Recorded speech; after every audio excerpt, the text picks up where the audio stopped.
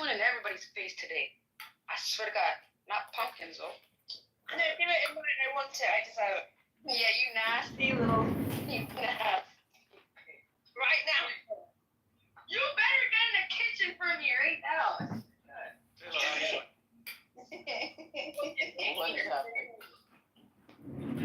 What's happening? She's taking over. Welcome to Canada. How's it going, Big Joe? thing is kicked out, big loss. We should leave before that happens. Kick my ass out. Hiya. What's kicking out? We don't kick people out. They don't pay my bills. Like, I give a fuck. I'll just go to a new room. That was easy. The fuck? Feel free. Kick me. Drop kick me. Drop kick me. She's used to getting kicked out of every room. Drop kick me. You're stuck here. You're stuck. 1.5 forward. You just have to leave on your own. Big love, bitch. Tom, what do you think? What's your opinion? What should we... Well, all communication is spam, hypnosis. Yeah, no, it's all communication is hypnosis. I know your drill. No, it's all spam. She's a spammer. This is what she does. She goes, big love, bitch. Oh yeah, oh yeah, oh yeah, oh yeah, oh yeah, oh yeah, oh yeah, oh yeah. Big love, bitch. Free Tory. Big love. And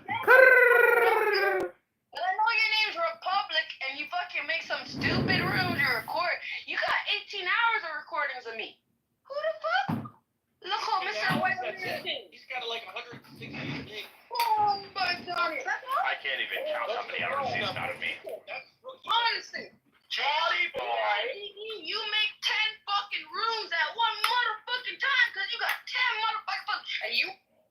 What's the highest Big level one of where education you have? don't you fucking touch my mic. Kick me out the room, bitch. You got fucking rules now. You work for me. Mirror. You work for me, though.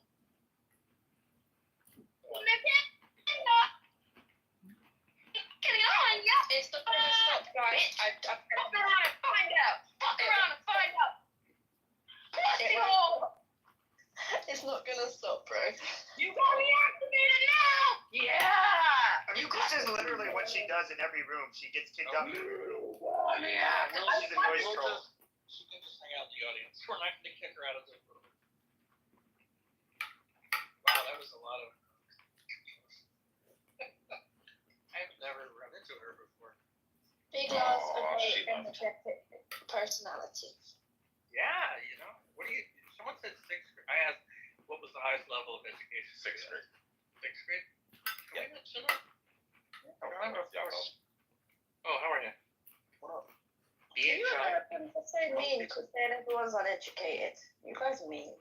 No, we're not. Like, we expect most people in developed countries to have at least an 8th grade education and possibly a 12th grade education. I mean, she is That's not- Jamaican. I have a lot of Jamaican friends. Most of them have been through high school. I know very few Jamaicans. Yeah, but they're Jamaican Americans. No, I know Jamaicans. No, but Jamaicans are more strict than Jamaican Americans. Exactly. They know their shit. They make their kids go to school. They really are good They're parents. very, very educated. Highly educated. That one must have been half Somali. No, okay, listen. I know you're joking right now, but it's not nice to say that because you don't know she could be caring Just for said it. Jamaican. What's that? How is that? That's got nothing to do with. It's not even offensive to say Jamaican. Yeah. Number one. Number two, it's got You nothing should to have do just with. said Jamaican or Jamaican. That's got nothing to do with what I'm saying.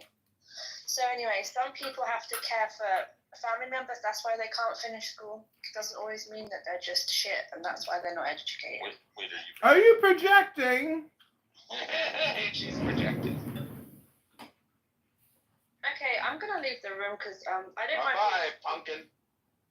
No, I don't want to. We just met. See you, pumpkin. It's very nice to meet you. I don't like It's very spiteful. nice meeting you, pumpkin pie. I don't like spiteful people. Bye, Yakov. Nice to meet you. Nice to meet you. Nice to meet you too. Big love.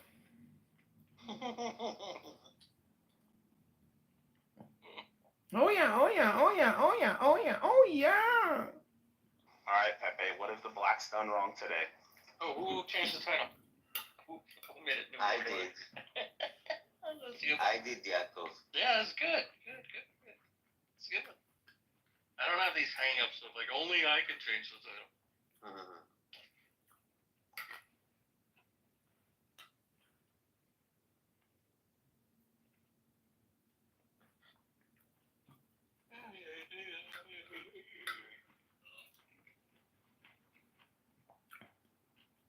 John, you removed that dirty Zionist flag in your background, okay? Oh, sorry. They're still dirty Zionists. Oh. There's like really It's like way too many Jews in this room. Oh my god, are you feeling comfortable? Yes, I feel self-loathing coming on. I thought you were Jewish. I am. 1, 2, 3, I don't 4, know who 5. Don't you forget me, Yakov. 5, 7. I don't know. I was counting the people I know. More than 6. Okay. 6 out of 7. Danny's autistic though. That's like a double Jew. Hey, I'm autistic too. Yeah, so am I. Like What? diagnosed. What, No, Danny? self-diagnosed. No, not self-diagnosed. Like diagnosed by a Wait. doctor with ADHD, Yeah, PDA. ODD. No, they said PDD, Asperger's, pervasive bipolar developmental That's what you have. That was just one Haitian doctor. It depends. You know, it depends on the doctor and the time. Why do they call it pervasive developmental disorder? Well, it comes with more, like. This is gonna take her forever. Yeah, just look it up. It's gonna take her fucking 5 hours to try to like remember it. Yeah.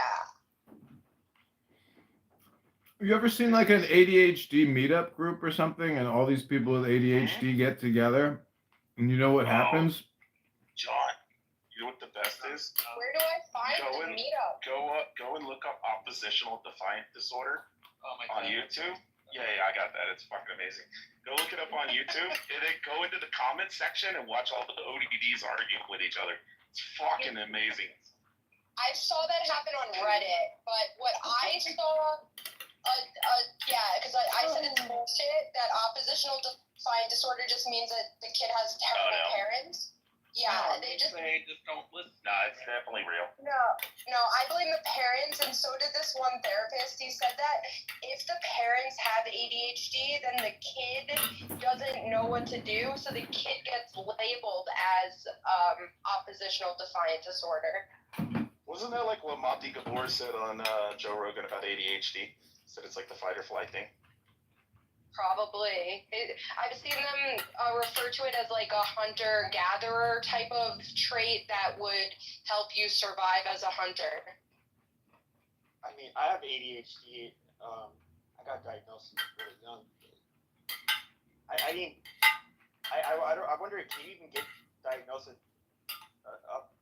oppositional defiance disorder or whatever if you have ADHD? Yep. Yeah, I got ADHD, Asperger's, and before they removed it for the DSM-5 conceptors, and ODD.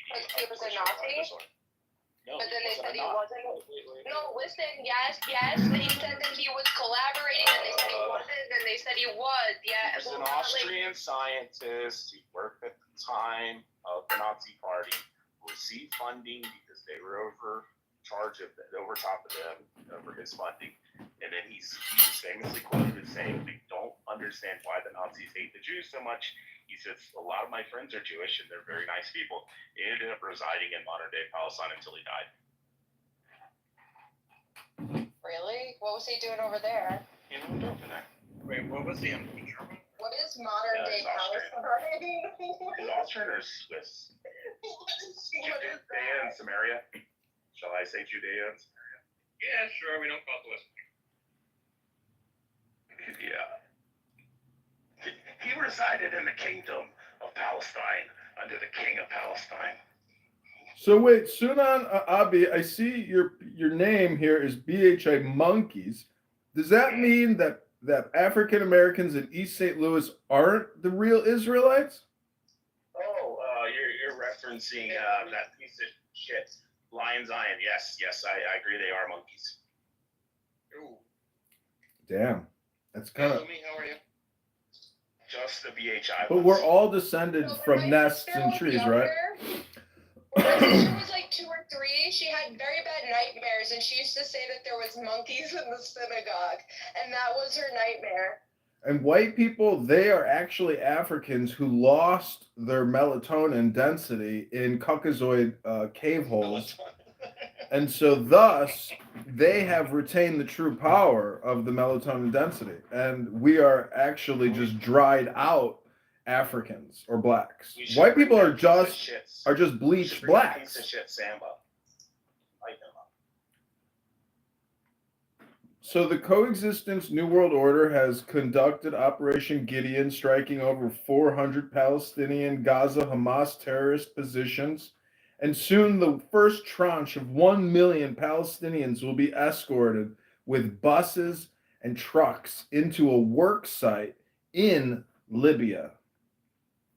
Thank God. Notice it's not just free housing, it's a work site. They're going to get into the oil industry. It's going to be the biggest thing for the Palestinian Gazans ever. It's a jobs program, like most things at the end of the day. I support it.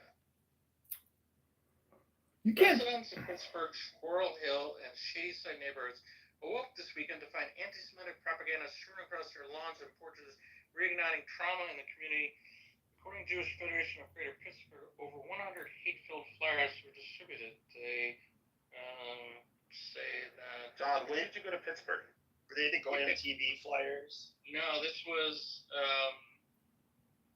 flyers contain a web address for Goyim Defense League. Yeah, A that's what QR I'm saying. code for their content, and it was all about every single aspect of the Jewish Talmud is satanic. Pepe, I've been trolling the JQ radio on X. Pepe has to say. What, Pepe?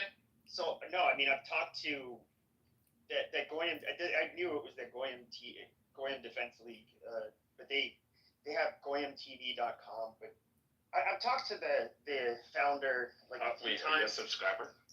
No, him and I don't really get along.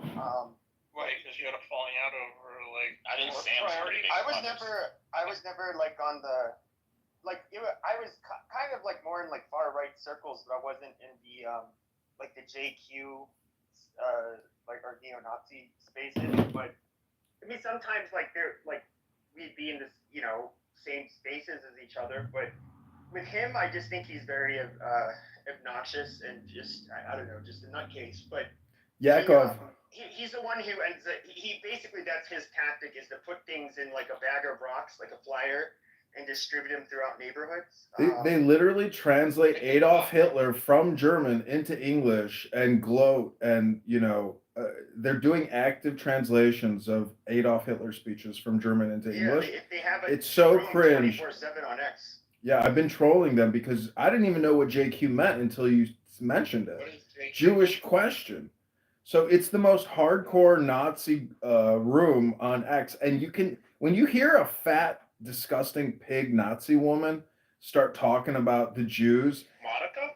it is How do so you find- crazy. I go into X spaces, but I only see like 4 or 5 spaces. How do you Wait, John, were you You have referencing to- Monica? No, you If have go to. into like Yeah, you got to go into the tab, Spaces, Spaces tab. Yeah. tab. It'll give you a list. Right, I'm there, and It's not 24/7. It's not 24/7. Oh, It's okay, 'cause- certain hours. Like but- most of the shit is Bitcoin. Like it's like useless to me. It might not. Your feed might be somewhat. What do you call it? Personalized. Just for go. you. Yeah, you can't always find it. Like if you don't follow Adrian Dittman, you're not going to see an Adrian Dittman space. 'Cause- Someone was saying something about like the American doing something with digital currency. Is something like going to happen? No, not anything. Danny is like the Ashley of chillism. But it's Is the what? Ashley, and I'm so offended. Oh, you should How be offended. dare you? You should be offended, Annie. And I'm so freaking offended You when should she. be offended. No. You contribute nothing. So it's so long story short, Speak of the devil. in like dissident like right wing circles, like there was those of us who kind of thought the JQ people were conspiracy theorists and over the top, and so we didn't really get along with them that well and viewed publicly. But even in the people that kind of you get like the Groypers, for example, they do not get along with the, I guess you could say, Nazi types. They're for many different reasons, but they're like that guy who was distributing those flyers. They've been like online now. He's tried to ping me into his spaces on there. They're basically going really hard against Christianity. They think that Christianity is Jewish, which I mean, I guess you can kind of say it's. It is.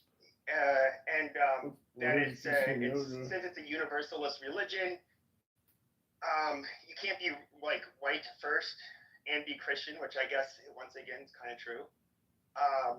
But you know, he's just this guy's a weirdo.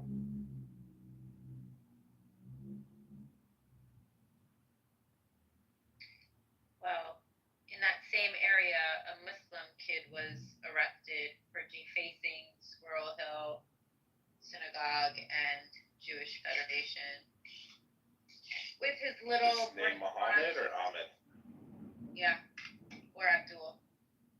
One of the three. With his little, as a Jew, anti-Zionist, brainwashed, indoctrinated, like, fucktard.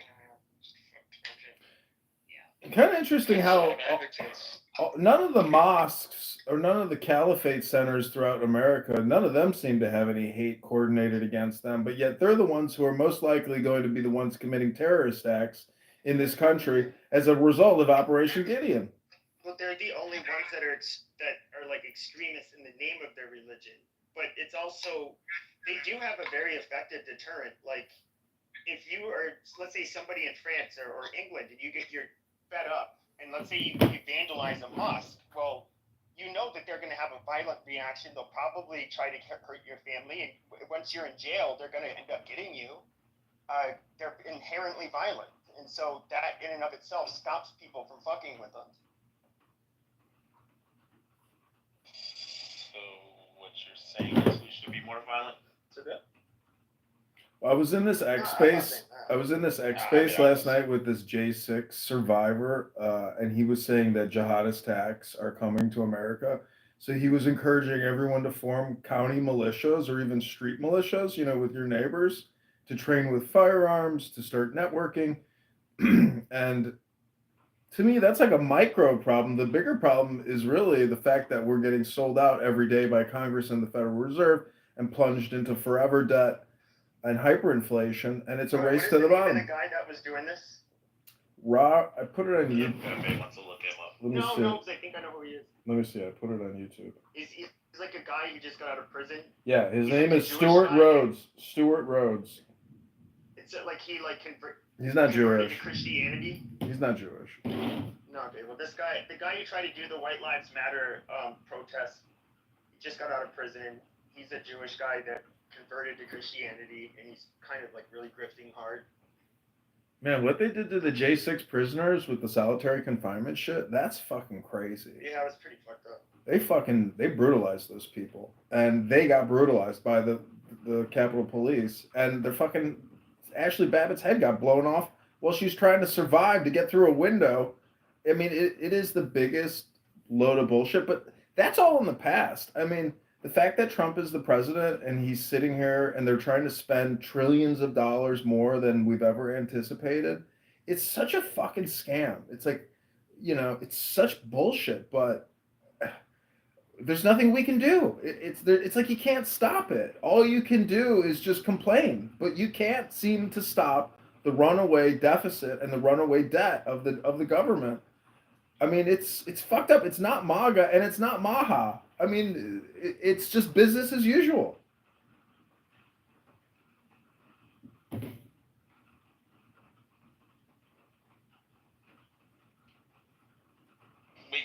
sounds surprised that nothing's changed. I don't know. Thomas Massey is like he's taking all the heat from Trump, saying we don't even talk to Thomas Massey. You know, we've got nothing to do with him. He also doesn't talk to the head of the Federal Reserve.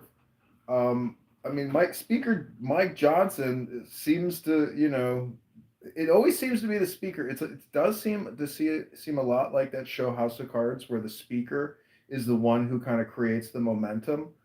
And Mike Johnson and whoever the speaker is, whether it's Pelosi or that other guy, what's his face, the speaker seems to be the one who drives these bills and these $1 trillion deficits.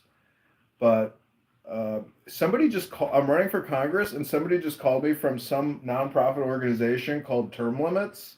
So I'm going to call her back shortly, but. There's a lot of people that need to be decapitated, not literally, but they need to be removed from Congress, because if we don't get a bunch of Ron Pauls into Congress, you can kiss your future goodbye. Like, it will just, it's never going to run out, but it will be, when you go to the grocery store, and I don't know, there's just so many ways to hypothesize what the future is going to look like, but most young people today have walked into a shit field, not of their making, and the baby boomers are the ones at the top of the shithill.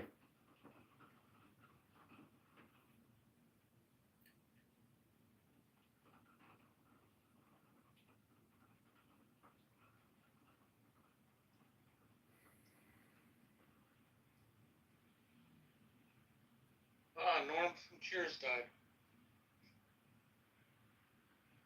George went dead, 76. From Cheers? Yeah, from Cheers. Everyone knew his name. He was a great actor. He was. Was he like a one-hit wonder? Kind of like in acting. Who's the bigger success? He Ted wasn't anything Danson? else. Who's the bigger success? George Ted. went. Who's the bigger success? Ted Danson or what's his face? The other guy who made it big. Kelsey Grammer? No. He did that American Psycho type movie. Who's calling me, Daniel? Guess what? I had a song for you. I don't know what you're talking about. Daniel's gonna sing us a song. For me? I have a song for you, Jay. We'll come up with the name. I'll tell you what I think. What the hell was that? The No Pants Waltz. Are you singing from Cheers?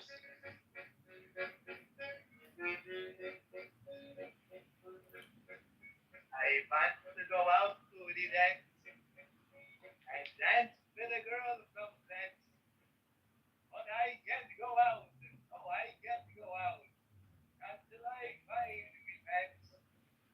Where those men on me pants? I can't have you seen me pants. I went out with the last people fine dark then. Now I stand there and I go, ay.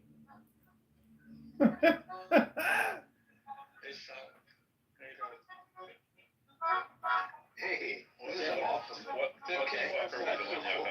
Yo, I'm dead. That's awesome. Okay, come on, Daniel. What's the Damn, that's Okay. surprises. Can we just say? Wait, golf clap for Daniel. Golf clap for Daniel. Yeah, come on.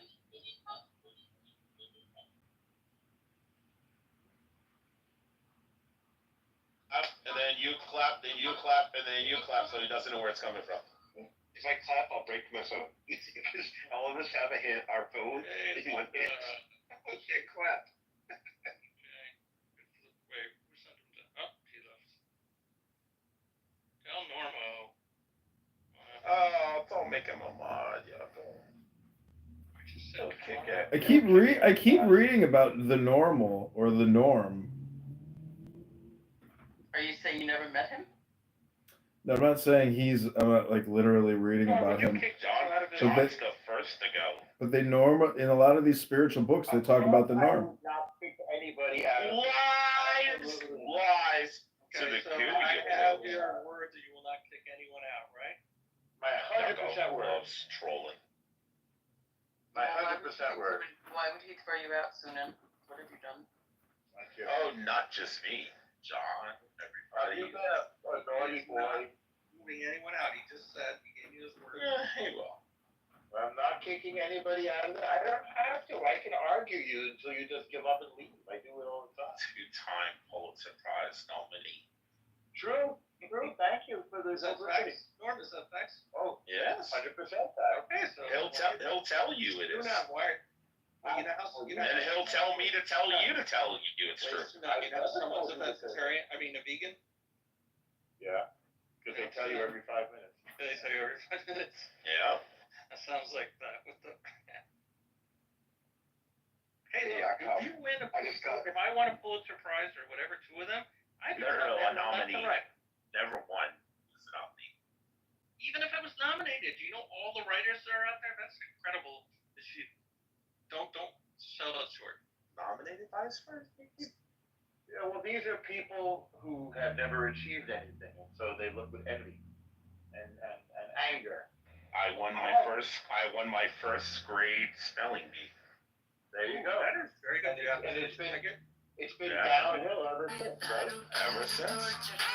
But that's all cat and dog. Yeah, I mean, I did win it. I wasn't not just nominated though. And now look at what happened to you. You're a has-been. By second grade, you were a has-been. Yeah, that's true. Second grade spelling bee is twice as hard as the first grade. Yeah, it's doubly worse. Has anyone ever heard this one before? Dylan, sir, I just have the best optometry equipment. What most people don't realize is I've worked for 30 years. 17 when I got my eyes checked last. 47 now, right?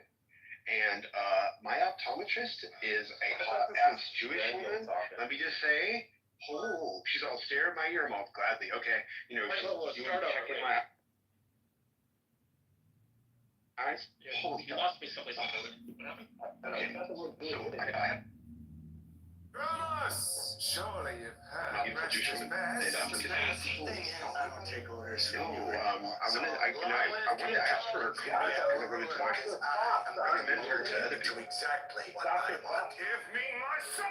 her name is Yeselina. I remember it, but I can't say it in California. She is. She's Jewish. Yeah, she was a master of Jersey in California. Yeah, I did. Oh, really? Are you having a conversation? All this will take over. You Am forget I? about this No, I'm place not, and but she then is. forget about I know it. You're absolutely gorgeous. Yeah. So are you gonna go out? No, I'm taking hey, he's like that. I'd recommend her to y'all. I was about to say, I saw Video Girl on you. Yeah, what's video? Where's she been? She's speaking of. She's the real one, or is she like the wife or like the anime girl?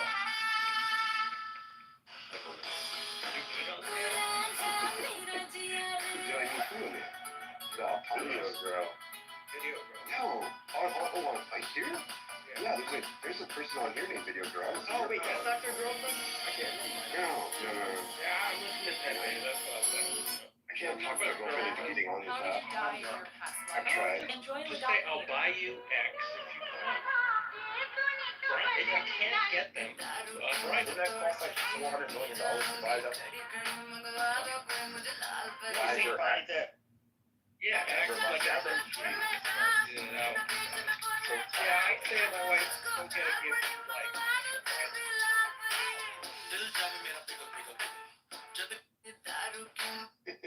You can increase your monthly income. So are your eyes good? You go for another 30 years? I had 2015 vision when I was 17, and I'm still at 2020 at 47. Said my eyes are perfect. I just need readers, like really basic readers.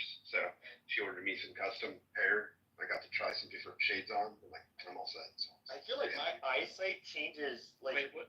in months, like depending on like what kind of monitor I'm sitting in front, whether I'm even like have been using one. What's the doctor's last name? I'm sure everything will turn out just I fine. wanted her card. I asked her for a card that she just moved here, so she didn't have any cards. I was like, Tell them what you need. I get her last name. I read her signature. You know, doctor, she signs the prescription, but you can't read it. I mean, I should go take a picture of this. You will not be able to read it. Call back to the optometry place and say, I wanted to get the doctor's last name because floor is starting to spin. I'm going to recommend you. yeah, My phone did name my of the doctor I met yesterday. Doesn't the name of the, I mean, if you go to the clinic's website, doesn't Yeah, it have exactly. list of all the doctors? I think she might have been the assistant. I'm definitely going to get my eyes checked again, possibly. I mean, I might just do that to get the information. Turn it into an episode of The hottest optometry appointment ever had. It was amazing. Wow. Hey, Yeah, there's a nothing came out Nazi of it. sailors here. Come on up, Sid. There's no need for violence. She had a beautiful, like brown tiger eyes, like tiger's eye looking eyes. Oh my god. What, like yeah. Asian looking or something? No, just like almost like You need to put like a whistle off on your condo. I should have just asked if I could take a picture. I'm trying to save it. Man, you are on fire. No, I have to tell you, I mean, when the last time you ever said I just had the hottest optometry appointment, which is one of those things where like, I got a ballot optometrist. I better not be saying that. I call optometrist optimist. For some reason that is used. I tend to go to ophthalmologists. I go to real doctors. I like optimist. Fine.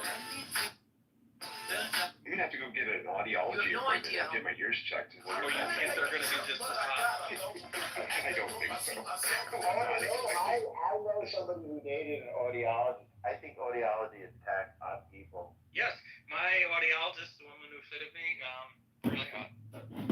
See? And then she moved to Boston. I was really upset. But I think, and then another doctor came. Not as cute, but very nice doctor. Good. At the end of the day, you want a good doctor. Yeah, I would have appreciated being At least they could be hot. Yeah, Right. not a criteria for medical care. Yeah. Quiet, come on up. I don't think Sailor wanted to come on the same stage with a bunch of Jews. She didn't want to seem like she was being too friendly, you know? Well, that Isn't that weird? Right quick. Oh, guys, you should have heard her on October 6th to October 7th. It was fucking wild.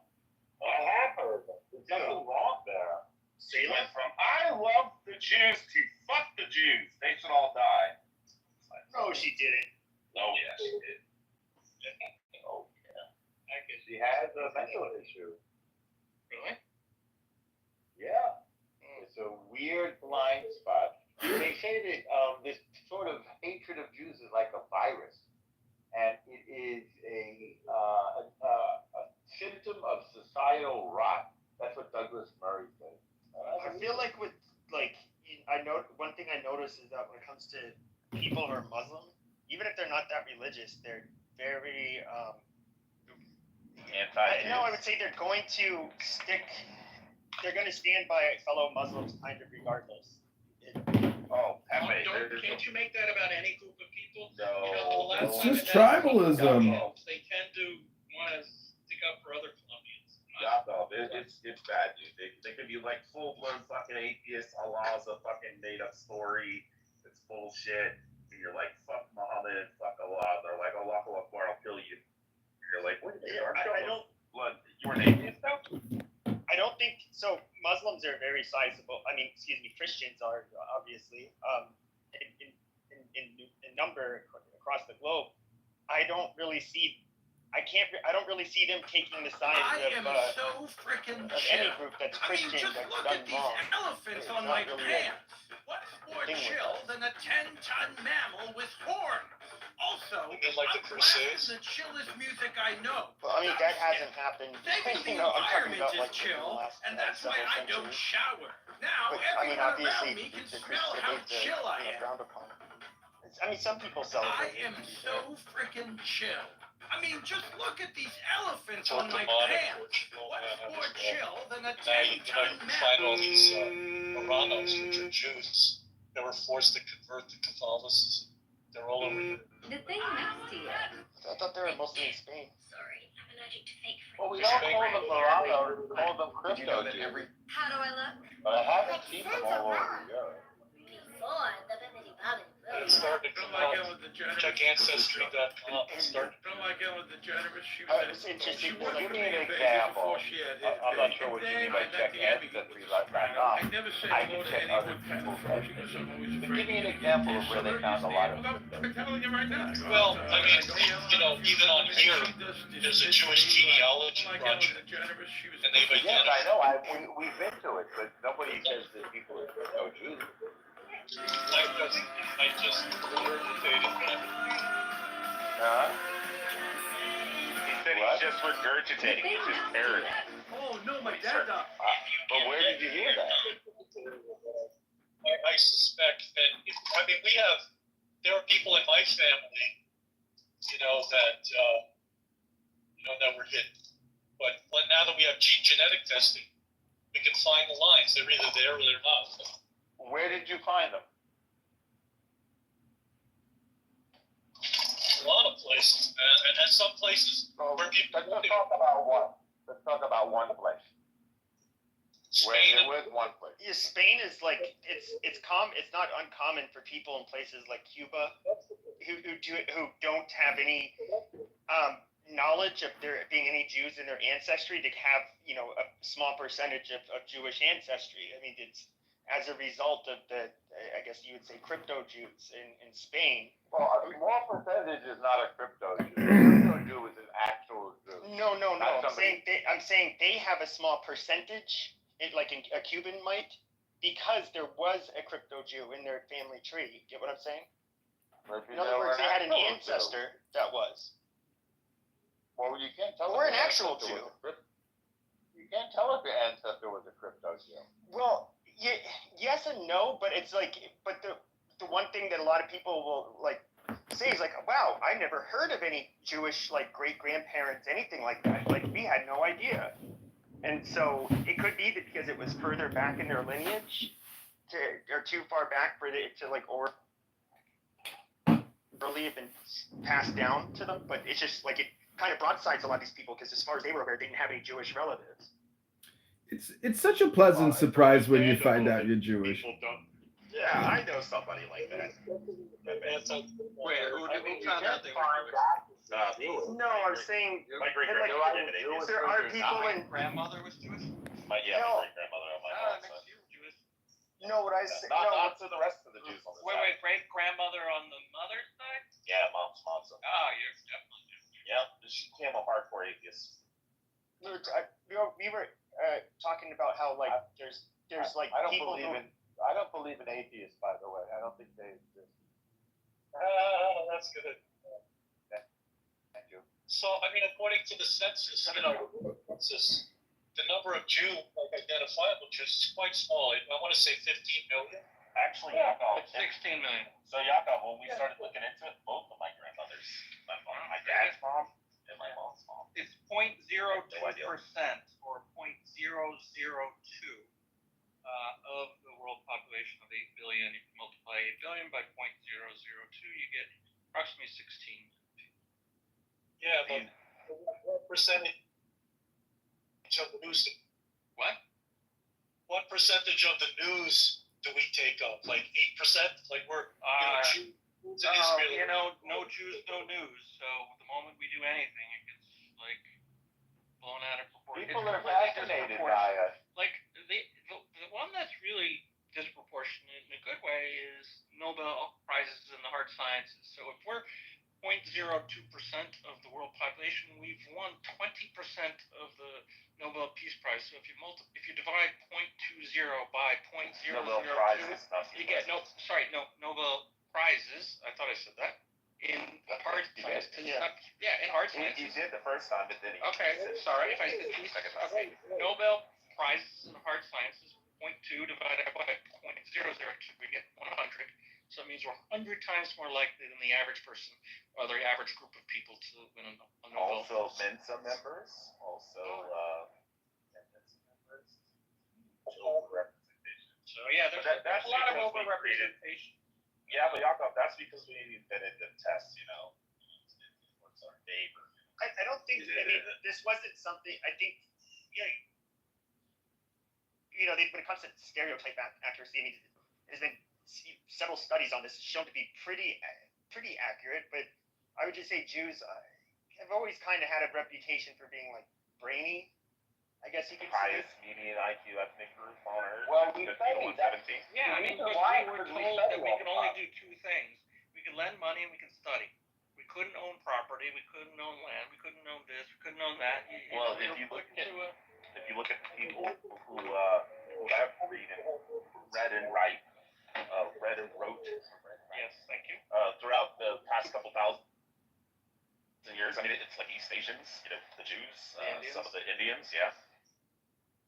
Well, our most knowledgeable, most wealthy members are encouraged to have more children, not less, unlike a lot of other cultures. So that could also contribute to, Well, there's a lot of hypotheses, and it's like, so one thing that was mentioned, so like you have people at least for a couple thousand years in Europe growing in proximity or living in proximity with white Christians. Why is it that there's like this difference? And people have theorized that like the brightest and most intelligent. Hold on.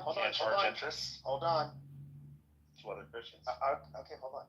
The brightest and most intelligent Christian men would often end up working for the church, and they didn't have kids. And then I guess at the same time that was going on, like I guess with the arranged marriages that Jews would have, it was often gonna.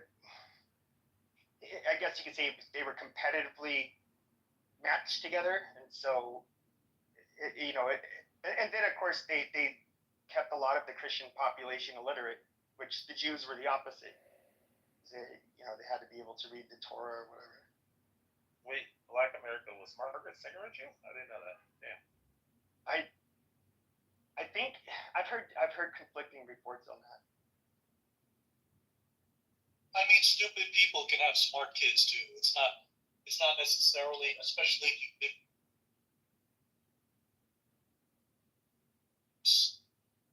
but my hypothesis is that there are a lot more Jewish people that are hidden by society because they were driven underground by all of the things that happened to us over the centuries.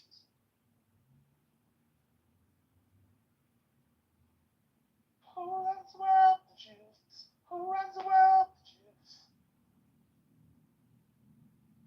Oh, sorry. Say a lot of Italians have curly hair and big noses.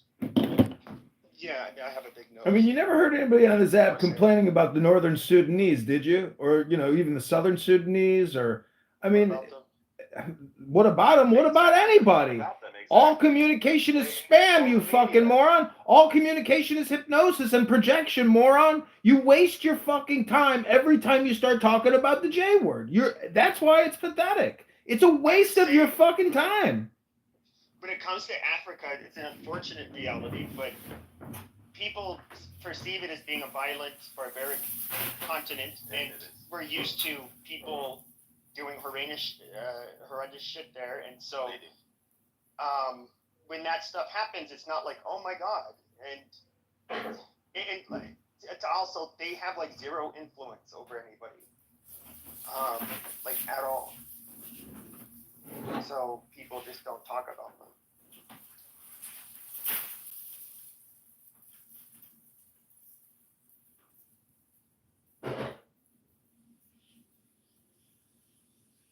Pepe, who would you rather have run in the world?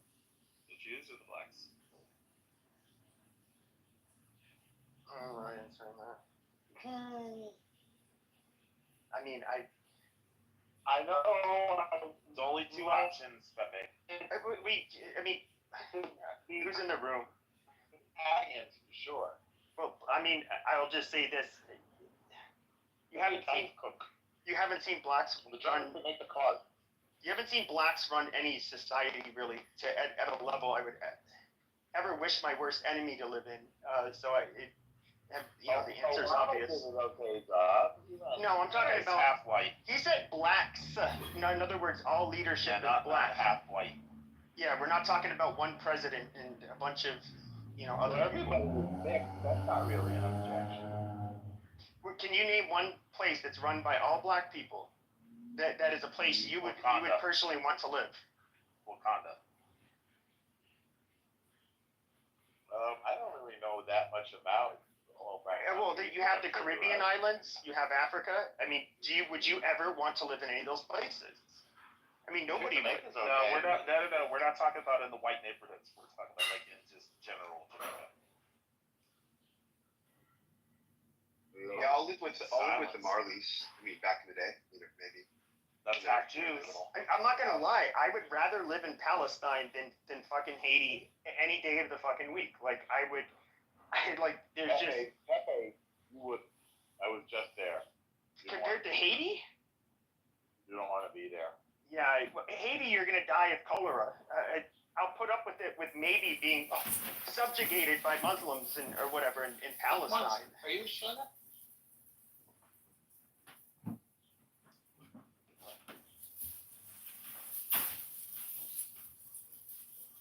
Yeah, especially those fucking dirty ass Moroccans. Oh, hey Frank. What did you just say? Dirty ass what? Moroccans. Frank's half Hey, Moroccan. my wife's Moroccan. Be careful. Yeah, but he's black Moroccan. Frank is. Frank is? I'm trying to wake Frank up. His mom's French. Or no, I'm sorry. Hold on, Frank. Your mom is German. Your dad is a black Hey, Moroccan. next. He's a barber. Berber. How you guys doing? Berbers are white, practically. Yeah, his is a Berber black. That's what he claims. Oh my God! All you have to say is Moroccan. Berbers are not white. I love Moroccan. No, I said Berbers are white practically. And the reason I said that is they're known for being like the, I guess, phenotypically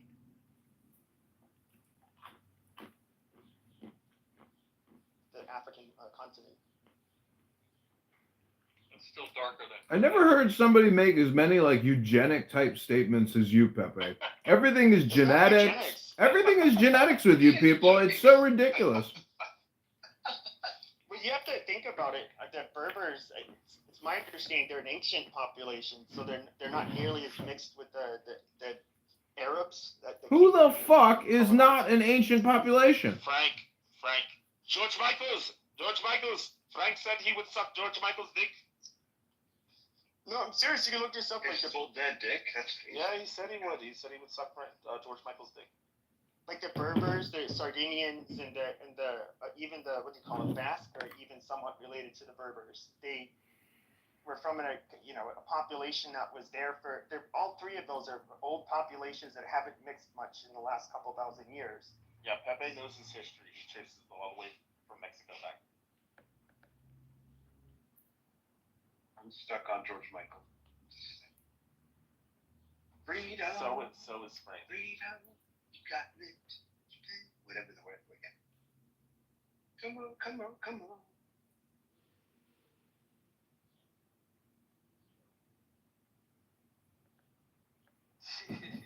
Frank says, George Michael and Prince are the ones I wish I could have seen in concert. Prince was a Jehovah's Witness. Did anyone know that? Prince? Jehovah's Witness. Pepe, let me ask you a question. Can you define the word philosophy? Spell axe. Pepe, I want to ask you a question. Can you define the word philosophy for us in just one sentence? Thank you, Dr. Pepe. I'm probably not going to get it right, so. You're not even going to try. You don't even know. You don't even think you know what philosophy might mean. I mean, you seem to know so much about everything else. I'm surprised you can't tell us what the word philosophy means. Okay, but like in an autistic way, I'll fixate on like certain things, but I'm not like. There's a difference between like being knowledgeable about many areas or just like having an interest primarily in a few, which is I think most people. I don't know. This I don't know. It's what I said. That was my answer. Sorry, I didn't hear you say that. So fine. Like a Bears team that could be collapsed. I mean, it's basically the wonder of God. I do want to guess. Like, I'm guessing it has to do with the. You just Googled it. Look at. No, I didn't Google it, but. You know, Google has put all of the phone He's trying to figure out how to save it so it doesn't sound like he Remember Googled that it. show No. where you could phone Let a friend me with chat your disk GPT block that. Yeah. Yeah, like that whole phone a friend thing has gone completely out the window because you phone a friend and they'll just Google it while they're on the 30 seconds or whatever they had. Yeah, you waited way too long to find give it that. The only time it's just like when it comes to the only time it really gets brought up is when I would be listening in on particularly religious conversations. But so I learned a lot of words and that kind of stuff then. Pepe, it's the wonder and love of God. I mean, philosophy That's deals really with God. It doesn't deal with atheism. Well, not And so, really just God. oh, really? Reality, it has to do with. It all comes from God, which is morality, ethics, virtue, courage, all these positive attributes, but it really deals with wonder or amazement over what we're living in, which is clown world. We live in clown world. Have you been reading the Taoism again? Does Yeah. that have to do with truth and like how to I guess it like there's like different frameworks for how you would try to I can't put it into words. It deals with God. Almost all philosophy deals with God. I mean, even the ethics, morals, and virtues come from God. I mean, this is why I say, I mean, maybe you're fascinated with Jews because you're actually fascinated with God, but you're just like an agnostic atheist. I mean, I never hear you actually talking about about Jesus or God or anything religious. I'm not that fascinated with Jews. Are you serious? Real focus of mine. No. Agnostic atheist is the new word of the day. But I became friends with a bunch of. The only two things Pepe talks about on Clubhouse is Jews and blacks. Oh, shut up! I don't. Jews and what? Wait, Jews and what? Jews and blacks. I mean, with blacks, I do a lot of. Pepe, just from a data collection standpoint, just sort of thinking back, there's something to be said for that. Yeah.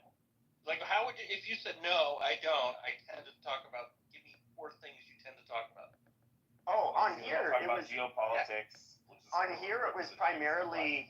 So like this is where the BLM stuff was still going pretty strong, and then it was definitely like I made rooms that were definitely critical of black people and would debate them, but the Jew thing I never really got into it because I've watched the debates happen so many times, like even years before I came on here, and like it never really none of their arguments really stood up to scrutiny, and I just didn't care.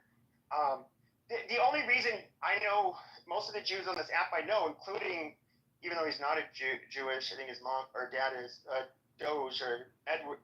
Oh, your dad's Jewish? John, you talking about John Kitover? Yeah. They're next to you. Why don't you just Yeah, my dad's side of the family's Jewish, and my mother is gorgeous. And so the the person that introduced me. Genetically a Jew. Okay, the person who introduced me. Halakhically, that's the important part. Yeah, that's why I said genetically. But the person that introduced me to the Jewish people, including John Kitover, was Epaminondas, and so he was like a far right Jew. So that's actually how I met almost all of you. Wait, John's far right. Harry says he's actually a Belton, Illinois. Epaminondas, when he was on here. There's no such thing as far right. There's only clown world, and when you compare yourself to clown world, you are far right. But clown world is so fucked up and so stupid. Everybody's essentially far right. We live in clown world. Yeah, he's a pot smoking fucking hippie that does yoga. The fuck did he go far right? He takes shrooms. Doesn't sound all too right to me. And he flies an LGBT flag. John. You know what's funny is John used to sit go in my rooms and he'd say, "You're a righteous Gentile," because I was always mean to the people that. Those fucking words have never left my lips. You're a righteous Gentile. Give me a fucking break. I have never said that about you. What the fuck? You let me come in your room and warm up your room comedically. Then you kick me to the fucking goo once Mon came in, and you would use my profile to build up your room because it had over 1,000 or thousands of followers. You would use my profile status to launch your room. So when I never once called you righteous. You are not righteous. You're a fucking schmuck. And I wish you would just read a fucking book and go to the gym and delete your fucking profile. John Kitover? You're the real John Kitover? Because all I know is over the years on Clubhouse, I would see John Kitover, that's you, in a room, playing random shit in a room as a female. What the fuck? Am I confused? Is this the same John? Female. Yeah, is this the same John? John, didn't you have a room where you were like always playing some random stuff, like on the air, in a room by yourself, and you were posing as a hot female? Yeah. Was that you? That's him? Oh shit. John, where have you been? You're actually talking now. I didn't know you were actually a real human. I thought you were an AI robot. I'm just saying. John, is this am I wrong? Am I getting you confused, everyone? John, am I getting you confused with someone else? Meta built him as an AI robot that looks like a human. He's not even talking now. Okay, now I'm really confused. Wait, did he actually? Wait, hey, but I do have a serious question. John, are you point taken? Point Taken. Oh yeah, everyone thought Point Taken was Red Bottom Ridge. No, my money's on John.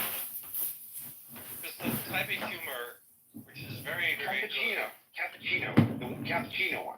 Point Taken. Yeah. Sorry, I was in the kitchen. What was your question, Yakko? So I don't know what you're talking about. John, are you point taken in Amir's room? No, I don't have. No, that's not me. No, honestly. Yeah, honest to God, I'm not going to sit here and waste my time making up lies about fake profiles I have. I mean, I think most people. Okay, I haven't created a new profile in 30 days. That's fine. That's fine. It's been a hot minute.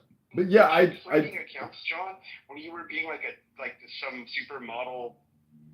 I had some super hot chick, and I was pretending I was trans for a hot minute. Okay, that's hilarious, bro. I'm surprised you're talking. I mean, I was talking with like a female voice, and everybody's like, "That's a guy talking. That's a guy." That's why I thought you were point taken. Oh no, I don't even know who that is.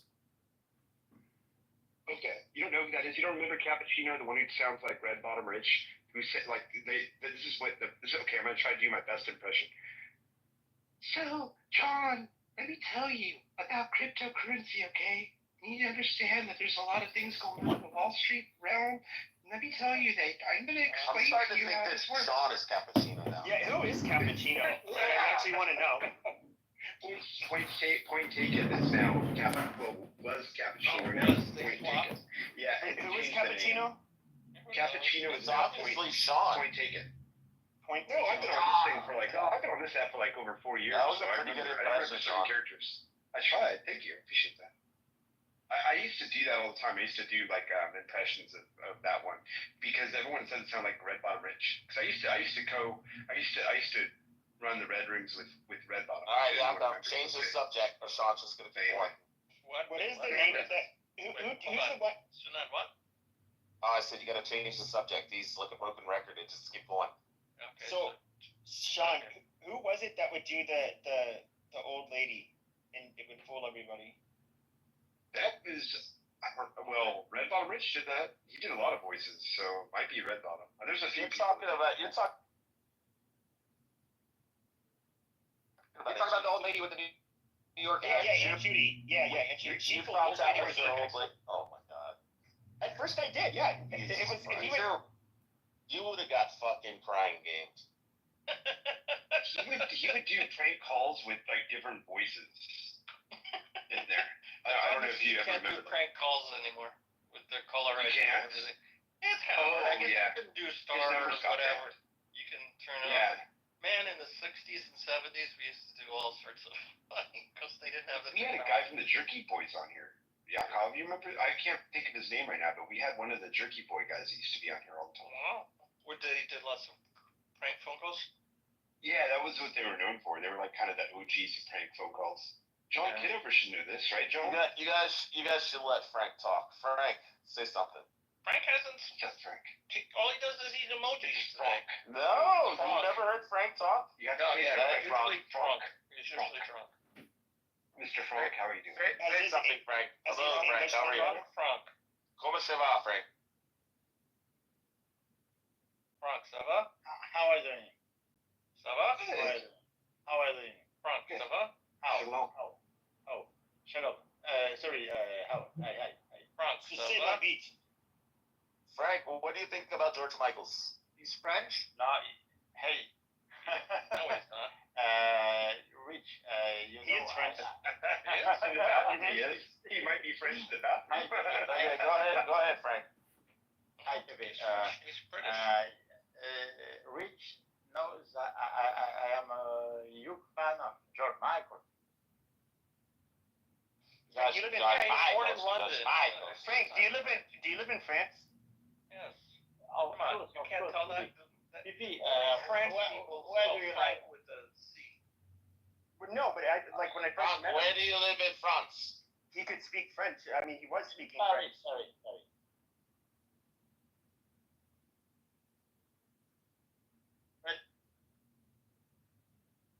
You're from Paris? Good, Pepe. Paris, Tell us a little bit about yourself. Harry. Okay, that's your chance to speak French. Go ahead. German papers. Sorry. You Je are ne comprends pas français très bon. Shepherd. Sorry. Say it again, Pepe. Je ne comprends pas français très bon. Okay, Vicky, we didn't ask you to speak French. No, these assholes told me to. Oh, And I that's why I said the right phrase. Frank, cuss him out in French. He's like, ooh, that French is so horrible. First of all. Yo, give him the Pepe Le Frank, tell Pepe his French is terrible. Frank, say in French, tell Pepe his French is terrible. If you will. Tell him Connard, Frank. Connard. Harry Cooper. Gary, c'est la vie.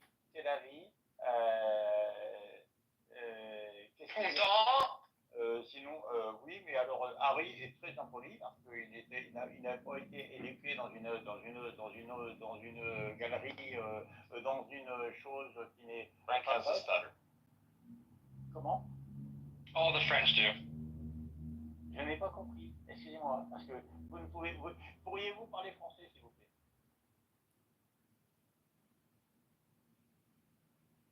There you go, Pepe. You've been ousted. Now you're Mexican. Oh, okay. He's a Mexican. Harry. Yeah, he claims to be French, but he's Mexican. Oui. On the Mexican radio. Remember that 80s song? So what's the deal with this Trump Golden Dome? It's like a $25 billion space missile defense program. Wow. So exciting. I mean, geez, I feel so much more protected now. Wow. I mean, can't the government just give me a fucking revolver or an M16A4 and some ammunition? I mean, why the fuck do they think I need to be protected from intercontinental ballistic missile systems? Okay. I understood everything. Good. Yes.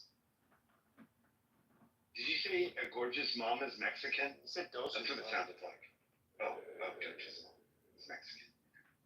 Who's going to polish the Golden Dome? That's what I want to know. Is it a jobs program? Hey, you nickname it George. If you call it George Michaels, Frank will.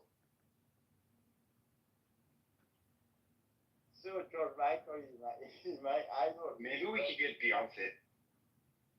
Because they have enough hard time with their head gaskets anyway, because it's a shoddy design. So you start putting. Your eye. I don't have any idols. I used to have idols, but then they all let me down. So now I don't have idols anymore. I guess the closest one I had when I was a kid was what's his name? Fucking Will Smith, and then he turned out to be a piece of shit. When I was a kid, I always wanted to be like Will Smith. I thought you were gonna say He was Fred like the cool Savage guy. in the Wonder Years. No, he turned out to be a piece of. Wait. I was asking you. It's a little bitch. So. Hey, can you tap this a little bit for me? That's A little bit. That's right. Just a little bit. I like some soft shoe, man. Little Gregory Hines. So, was it in London at the time when she won? Or are you going to let this one go and just take it out? No, Chipotle. I don't think Chipotle was around. I don't even think it's in the UK, to be honest. I don't think it's ever been in the UK. If it is, He doesn't live in the UK. I'm nice.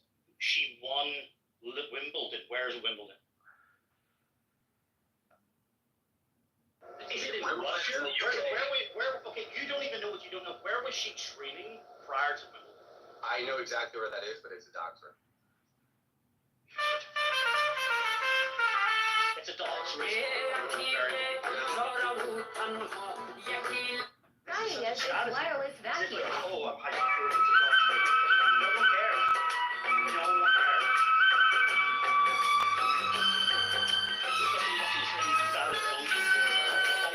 That's amazing.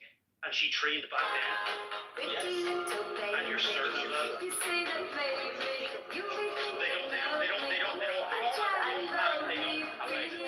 don't have tennis courts in Russia. They don't have tennis courts in Europe. She lives in Florida. I have better hair than both of Yoda. you. That's beautiful. Why don't you show us that? PTR. Oh, look, that is my hair, my teacher. That's right. I have beautiful So we're gonna hair. take the L on the fact that this is some fake status bullshit. Love. Whatever you want, Tim. Whatever. No. It's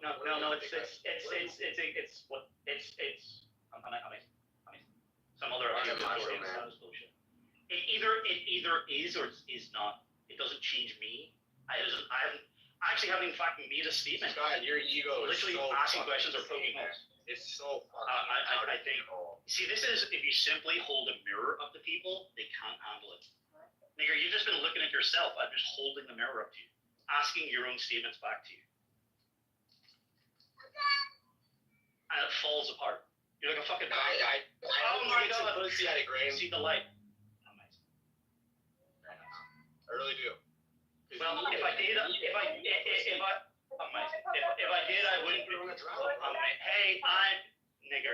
You're Casanova's going through a dry spell, but also been 7 women in 7. Do you remember that one last year? In July, this nigger said, "Oh, I've had 7 women already," and then 5 minutes later, he says, "Yeah, I'm going through a dry spell." Well, like, dry spell for me is like going like 3 months without it. That's right. That's why you went across the Atlantic for pussy. Oh, hey, I met a girl I liked at the time. Oh, wow. Really? Really? Yeah. Okay. Amazing. You see how what you say and what you do don't line up? Yeah, I guess that means I can't get pussy because I went across the Atlantic. Well, actually, I unfortunately, she's not here, whatever. Christy would cry to me about being bombarded with your bullshit. It's quite clear that you're not getting that much pussy. That's all. That's all. Yeah, that was one girl. No. Well, and it wasn't 2 years ago. It doesn't matter when it was. It doesn't matter. All of a sudden, it doesn't. I mean, if you're gonna highlight a girl that rejected me and like say that I get rejected every single time I talk to a girl. Hey, bro, you're the one cleaning all these big things. No one asked you to volunteer all this information, whether it's real or not. You keep volunteering. Oh, I mean, I was talking to Christy about a girl I really genuinely loves. So there you go. I don't know what the big deal is. That's not, bro. I'm not gonna start sharing the contents of it. But you seem like you want. Just go ahead and do it. Nigger, this was so long ago. First, I'd have to go and look it up again. Go ahead and do it. I don't want to waste it. Amazing. I was letting Christy vent because she needed to get off her chest because she's too polite to tell you to shut the fuck up. Allah would send him a message and say, and I was like scrolling through like Jesus Christ and like not even reading it. I was letting her. Allah didn't do that. He allowed Muhammad to continue to buy and sell slaves, and he didn't say anything about it. So just you can make the inference quite easily that God didn't really care about him owning slaves in the same way that other people would care about it. That's all.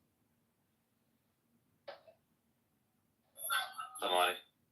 Yeah, I find this subject fascinating. 2 cats. So in response to 2 issues, Islam and slave, so-called Islamic slave trade. This is a fiction. there was no such thing as an Islamic slave trade. So in recent times, I've been noticing that some people are trying to talk about the sub-Saharan slave trade being so vast it even eclipsed the transatlantic slave trade.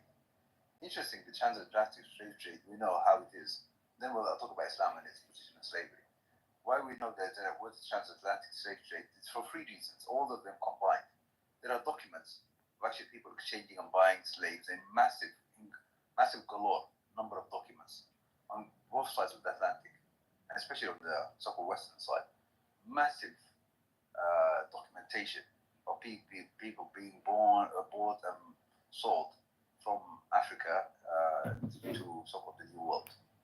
We also have archaeological remains of actually forts where they're holding pens and stuff like that, and chains and so on, where they were so-called processed in the African side, normally in the coast, and then on the other places where they sometimes used to go. And we have even some of the ships, and even depictions, ancient depictions, hundreds of years old of ships and so on, where they actually show you the structure of the ships that carried people and so on. From the time, contemporary of the time, look, we could actually date them.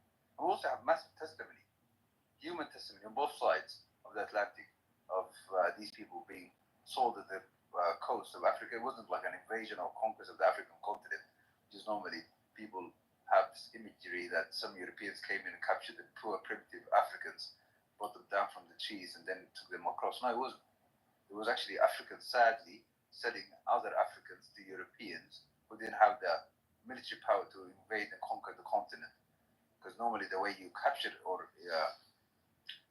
enslave people is three ways. You either conquer people and subjugate them all, like the Slavs of Europe, by the Romans and others, or you tend to buy them in mass, or you kidnap them. Now, the Europeans had none of these three opportunities in the Black Africa, so to speak, until the 20th century, with the invention of heavy firepower. They found the Africans very resilient, very resistful to invasion, even with modern weaponry, machine guns, and sometimes air power. How that much of that continent got colonized eventually. It wasn't some primitives. But what did happen is sadly slavery was a human problem everywhere, sadly in the planet. And it had to be dealt with. And I'll tell you later how the Quran deals with it. But in terms of this so-called Muslim slave trade, there was no such thing. So in terms of this sub-Saharan slave trade that some people are trying to invent, there is no mass testimony. Anywhere across the Sahara Desert, there was a mass slavery by Muslims who never managed to conquer, by the way, or liberate so-called Black Africa. There was never an invasion force in there. It actually did what it did exactly as prophesied in the Quran. It ransacked and so-called eliminated the Roman tyranny in the so-called African coastline on the north, the Mediterranean, and dealt with that. But Black Africa was through interaction and trade. So the testimony doesn't exist of this slavery.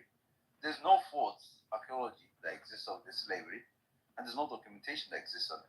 People have been inventing this actively, but we'll do that with that later.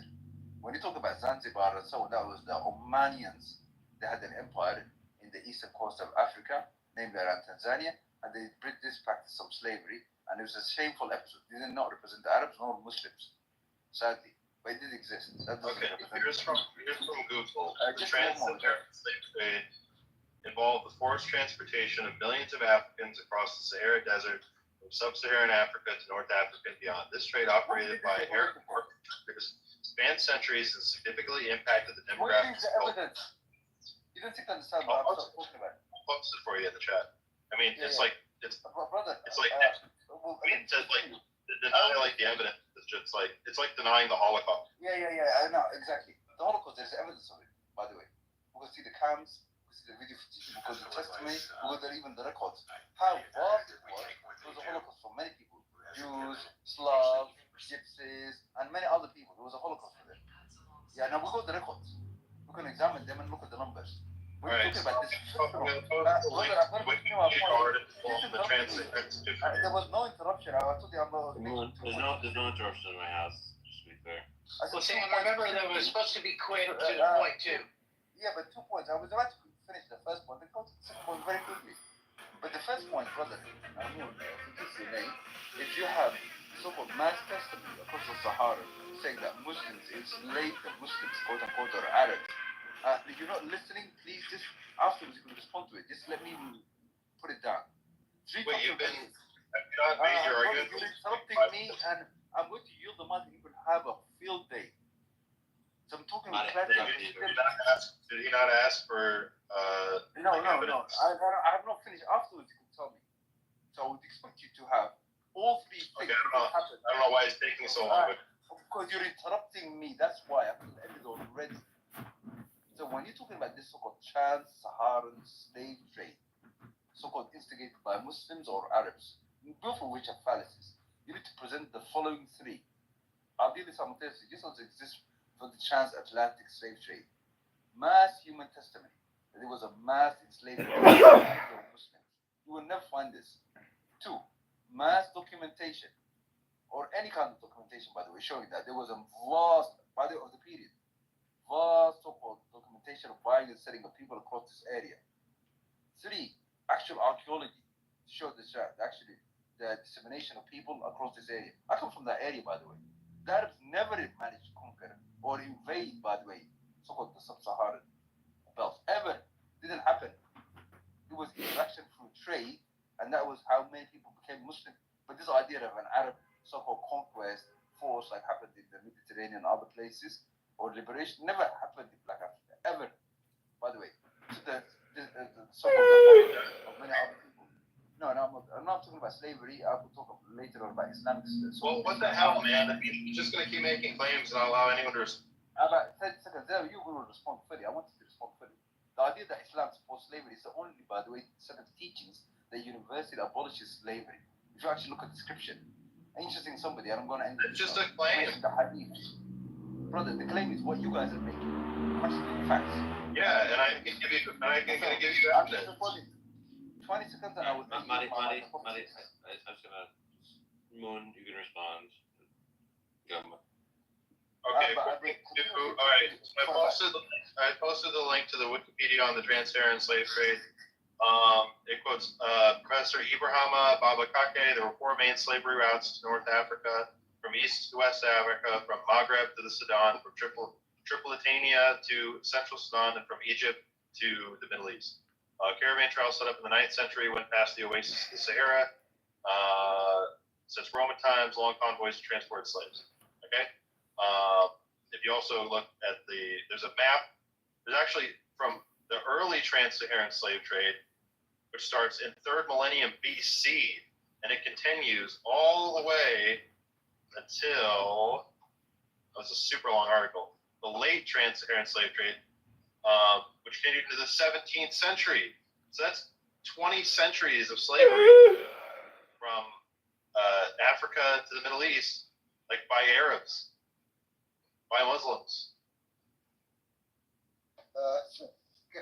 Quick response. By the way, all of this is due because you're citing one individual. 2 million slaves are estimated to have been sent to the Sahara in the 19th century.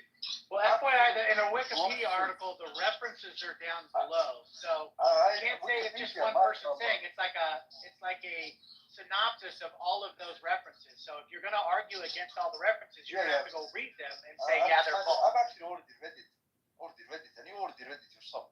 Some guy was employed. So your claim is this article is completely fabricated? Brother, you told, yes, absolutely. Let me tell you why. Let me tell you why. Give you a number of reasons. You didn't actually pay attention to what I was saying. Some of us actually are a bit studious, a bit astute. I told you, when you're talking about such like this, don't say Professor X. For you, that sounds excellent, because probably you're not an academic. Some guy who wrote an article in Wikipedia saying that there was a massive slavery going from 200 BC all the way for almost 1,000 plus years by Arabs or Muslims is a joke. First and foremost, the Arabs, prior to Islam, never had the military strength to conquer anything other than the local tribes. They were militarily inept militarily. So the slaves that they had were other local tribes that they ransacked. They could not deal with any power around them, from the Ethiopians, the Libyans, the Egyptians, to the Persians, to the anyone around them, to the Yemenis. They would eclipse them, they destroy them. Military rule, they had no opportunity. Okay, you need to take a break now. Ma'am, can I, yeah, I'm trying to tell you. I'm going to respond to that too. So very quickly. So military power, they lack it. Two, the financial power, they lack it. The way you normally acquire slaves is told you 3 ways. It's very specific. You subjugate the people in war. The Arab did not have that military might. You purchase people through financial strength. Neither they had this. They were destitute people. This idea that Arabs were going around enslaving people is a fiction. For all the reasons I mentioned now. You haven't really mentioned any reasons. Like the Arab Muslim slave trade, also known as the Trans-Saharan or Eastern slave trade, recognized the longest in history, spanning over 1,300 years. It forcibly removed millions of Africans from their homeland, subjecting them to brutal conditions of labor in foreign lands. Nonsense. I come from the area. All right, well, I just posted the article. The article, Wikipedia article, easy can be written by any Zionist. No, I posted another article. From fairplanet.org, which is like an organization that like investigates like human rights abuses in history. I agree, all of that. By Israel, the US, and so on. It's called Forgotten Slavery, the Arab Muslim Slave Trade. Is the human rights. They don't tell you the article that the Europeans genocide in 3 continents, do they? 3 continents and they genocide and enslaved. But let's continue. And I mean, why would you say that they didn't have the military might? Like the Arabs in that century were like, yeah, they invaded North Africa. They still control parts of North Africa. They invaded parts of Europe. I mean, what are you talking about? There's a war that happened after Islam. The Islam had very specific codes of conduct, which I'll come back to in a moment. But let's go deal with this transatlantic slave, trans-Saharan slave trade. 3 points I'll ask you. And tell me whether this professor or the article presents any of the following 3. Because I expect all 3. If this was a mass so-called slavery.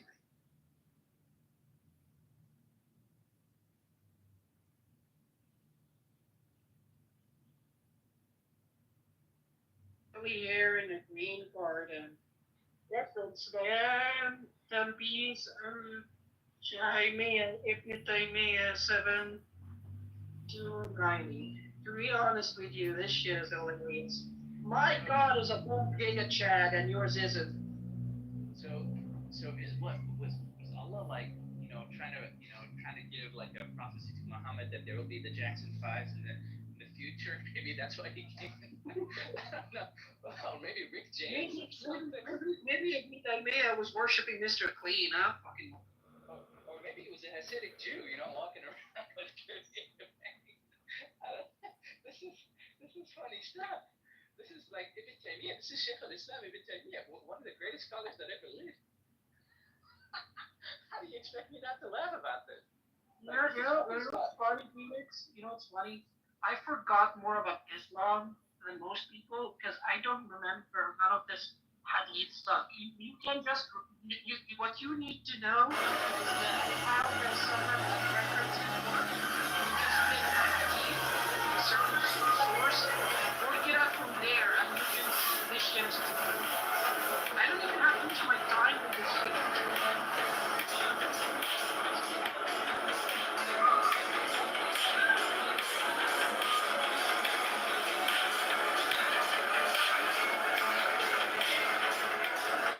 All around the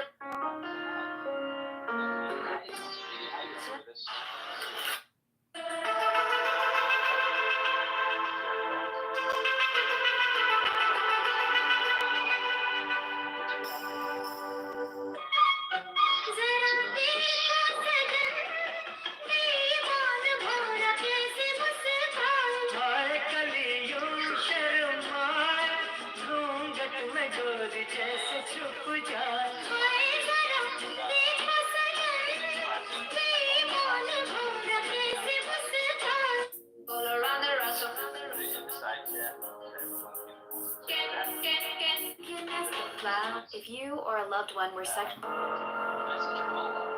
all around the Russell. Your pussy is the best place on earth. All around the Russell. Whereupon Allah's apostle said, suckle him. She said, how can I suckle him as he's a grown man? Allah's messenger smiled and said, I already know that he's a grown man. That's it. That's the whole story. Muhammad, seriously, Muhammad should know that milk or not, putting boobs in someone's mouth will get them hard. He knows. He has 11 Habibi, you're such a bigot. Why can't you just learn to love the Muslim and love the Islamist and the Mohammedan? What's wrong with you, brother? I live with them. I live in Egypt. I live with this. Then just love them. Just love them. Just love them. Love. I mean, if you mean by love that I get to suplex jihadists to death, then sure, I'll love them. So, I'm sure you already know about the homeless thing that has been going around recently about the hadith. Muhammad had a journey in the night with one of his companions, and he got, ridden on by a bunch of Pakistanis, supposedly, or a jinn. Could be either. But regardless, it doesn't look pretty good. That he got. So that's another funny one that nobody wants to talk about. And honest to God, like, what? My question is, the reason why I'm also in the David Wood camp in the sense that he also believes in the criteria of embarrassment, where why would Muslims make this stuff up about their prophet and still believe in him? If that which tells me one thing, that they're trying to show all the good stuff that he did and all the bad stuff. They're trying to do as accurately as they can to preserve his traditions. So that's the only thing that comes into my mind when I'm thinking about this, because there are so many embarrassing stuff that we can go through, but also there are so many good stuff that he did. So I have to accept these as authentic because they're trying their best to actually preserve everything about him, right? Am I missed? Do you think that my logic is flawed in this one by any chance? No, your logic isn't flawed. What's flawed is the categorizing system of the whole Senate bullshit, because it's a gigantic game of telephone that have been done for a couple hundred years ever since Muhammad died. It culminated in the not the Ottoman. What's that called? In the Abbasi era, the Abbasid Empire era, where they wanted political sways and some certain social sway. So you've got a collection of stories that doesn't make sense from contradictory stuff, as you said, good and bad. And believe it or not, all the hadith that are either authentic or good, it doesn't matter if they are. Because if you look at the whole Senate thing, it's a big game of telephone. That's it. This person said this person said that. For me, as an atheist Catholic piece of shit who unfortunately uses their brain, it could make sense if this stuff was chronicled alongside the Quran. You know what I mean, Phoenix? If it was written and chronicled in the same time of Muhammad, because I know that the Quran was chronicled on bones, animal skins, and papyrus, but then Uthman ibn Affan, may Allah piss in his fucking coffee in hell, decided to burn all of that and read and rewrite the Quran that we read today. So it doesn't make sense. Your entire system's fucking flawed. Also, I love David Wood for bashing Islam, but fuck him and apostate prophet. I don't like them both. They're fucking assholes.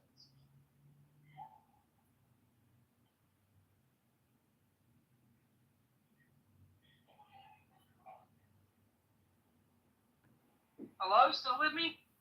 Yeah, sorry, I was just texting, my bad. So here's another hadith that I was actually looking into. See, this is another one that I'd say that I can't stop laughing because I don't know what else to think about. But yes, if you think that I'm going to be judging Muslims because of they don't know their own stuff, no. But people do. Like, I've met people who actually know these hadiths and they believe in these hadiths. Like, they actually truly believe in them. I won't judge this though, Phoenix. I'll be the asshole of the room for you. So here's Jama' Tirmidhi. Jama' Tirmidhi 2978. I just put it on the side chat. The Jews would say, whoever goes into his wife's vagina from behind her, i.e. doggy style, then his children will be cross-eyed, i.e. retarded. So Allah revealed, your wives are a tilt for you, so go to your tilt when or how you will. This is in regards to Surah 2, verse 223. So there's a verse that has been brought to Muhammad from the Lawh al-Mahfuz, the eternal tablet, to deal with a problem, supposedly, that the Jews believe that if you doggy style your wife, that you come out retarded. And so he brought this verse in order to say, no, you can now have any sexual position. I mean, seriously?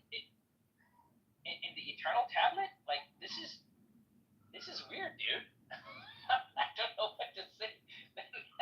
First of all, is there any Jew that believes this? Like, is there a Jew that actually believes that if you go into, like, is there like a I don't know, like a Talmud or thing or something?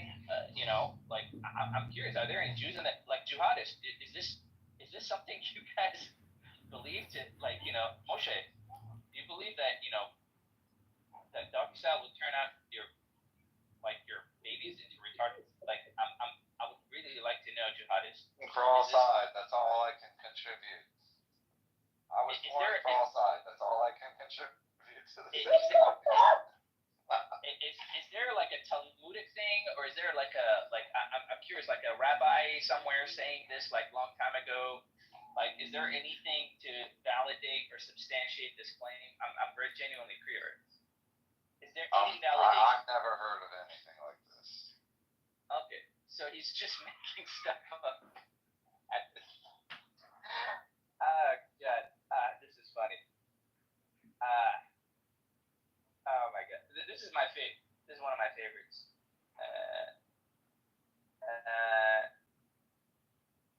So let me read you this. This is one of my favorites, and I'm sorry, but again, I don't mean to laugh at you guys, but you're kind of not giving me much choice. So here it is.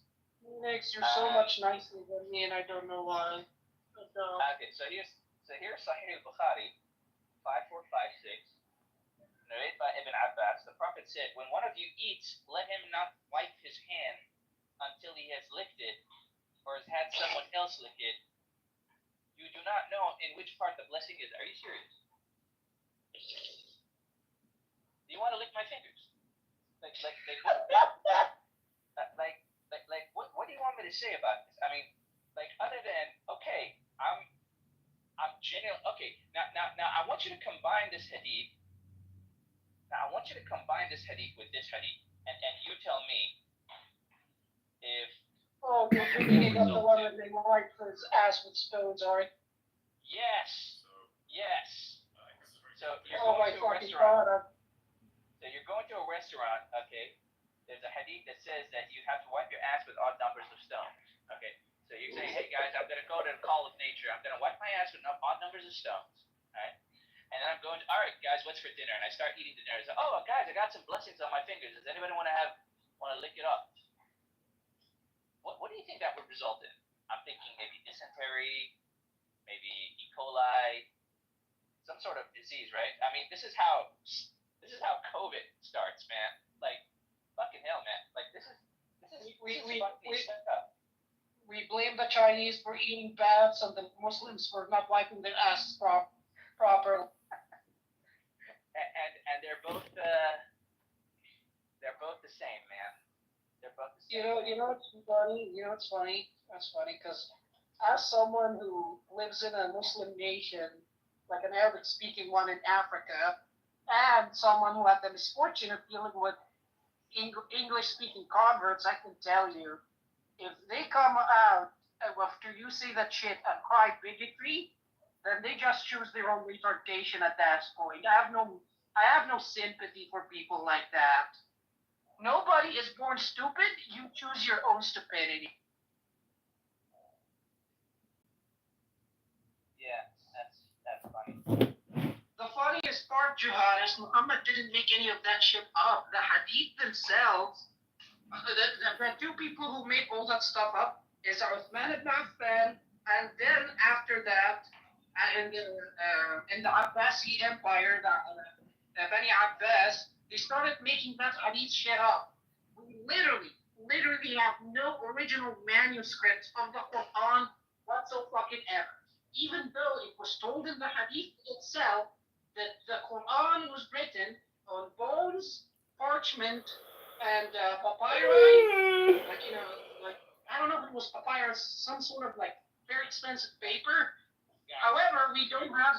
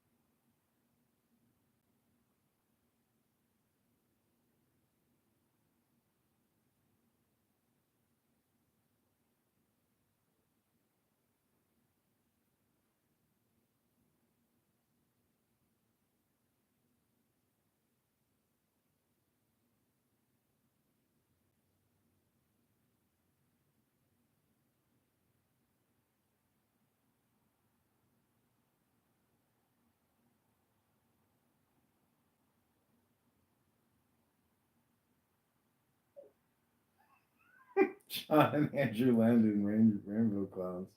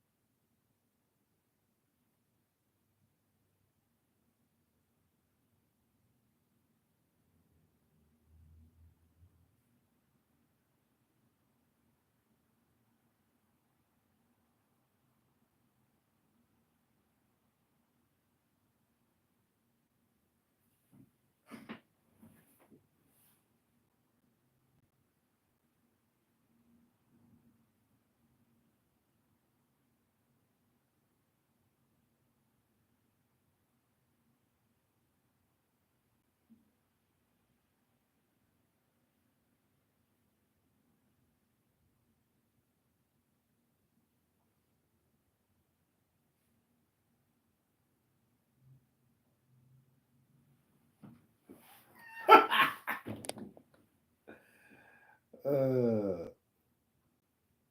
threw the matzo ball.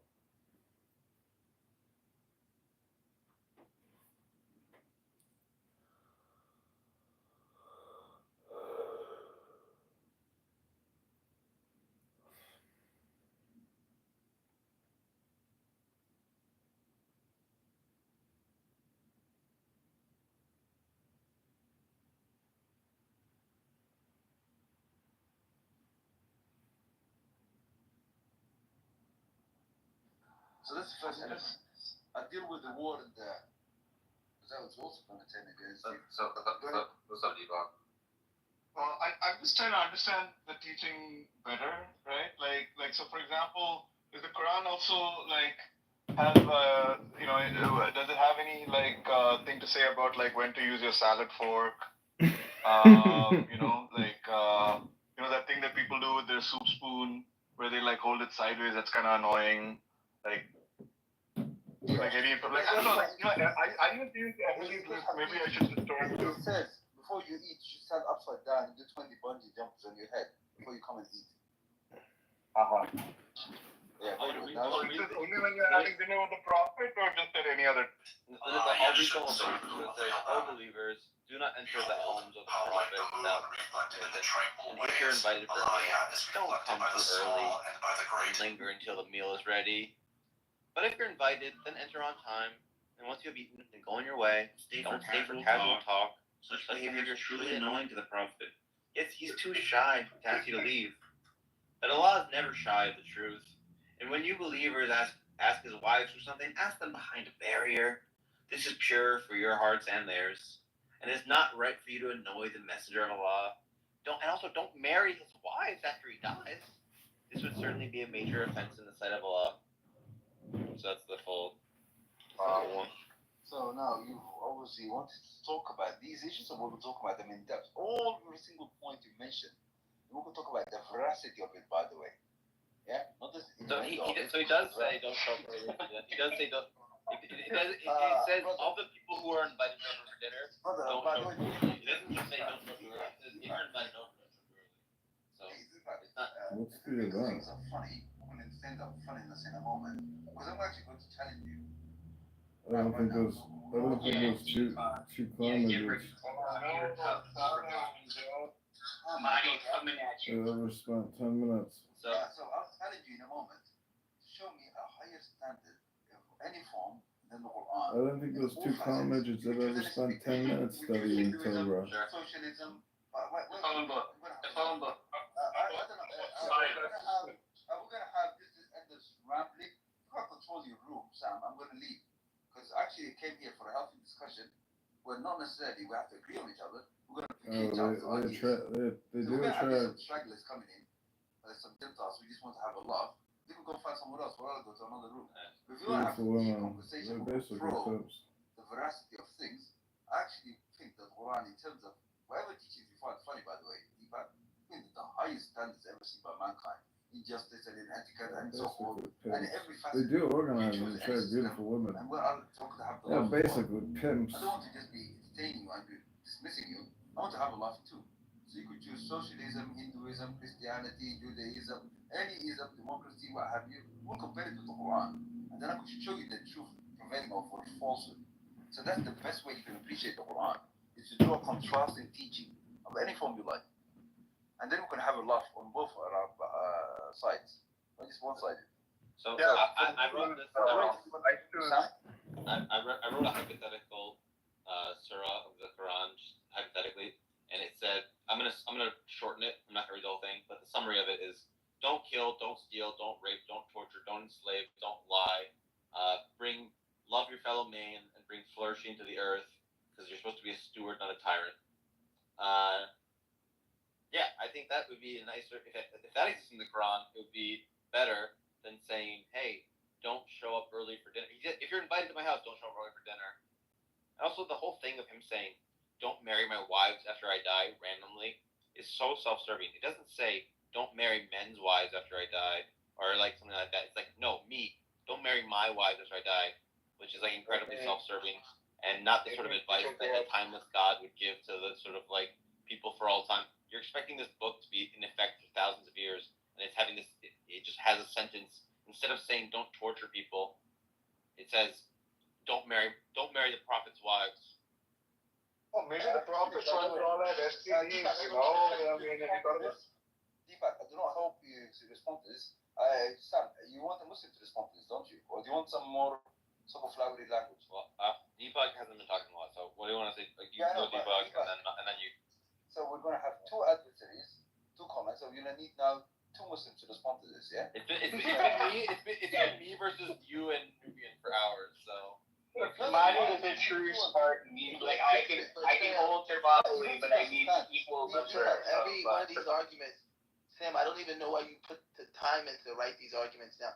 every one of these arguments that you're discussing, I have already dismantled to you personally in debates that you have yielded on in my house. So when I read the thing, I thought you were coming with something new. We spent hours having conversations where you even commented out of your own mouth and said, you know what, that perspective. You know what, that perspective. I even asked you. I said, how Muslim are you at the beginning of the question? You said on a scale between 100, you said you were 10% chance that it's true, 90% chance it's false, and by the end of our conversation, you had reduced that to a 80-20. Then you went and wrote all the same arguments down. So for me, it's like I'm bored because I've already addressed all these with you. I've done it too. There's no response to the thing then. Your body did it too. Deepak, what did you want to say to what I said? And then we... I had both. I had two answers. Like, Mahdi asked for like an equivalent book or something. Like, my first one would be like Principles of Mathematical Analysis by David Rudin. Right? We can go over that line by line if you want. But actually, a more serious answer, honestly, is like something very similar in a sense to the Quran. Is like The Prophet by Khalil Gibran. Like, I actually think that is a beautiful work of moral philosophy. Sorry, can I not? Don't do it. Don't do it. Look, I know you can destroy me. You probably will because you're probably bigger physically. You are probably stronger than me, so yes, you could probably destroy me. But like, I'm talking about that. Could I please finish? Like, cause the Prophet by Khalil Gibran is like beautiful. Can I even finish? Like, it is like a beautiful, beautiful book of moral philosophy, and I think it's kind of like the language is kind of sort of steeped in, like, to me, like a sort of seems like an Arabic tradition, right? Like, I think he was from Libya or Lebanon, and that's what the Quran should have been, both in length and in content.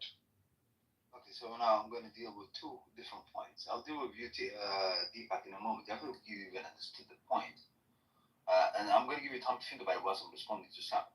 So an all-embracing wisdom like the Quran, and we can now compare the actual magnitude of this book compared to the Quran in any facet, by the way. I'd expect it to be an all-embracing wisdom, something that actually a guidance for humanity, not some so-called book on algebra. I could write you a book on algebra. It's not going to be much of value.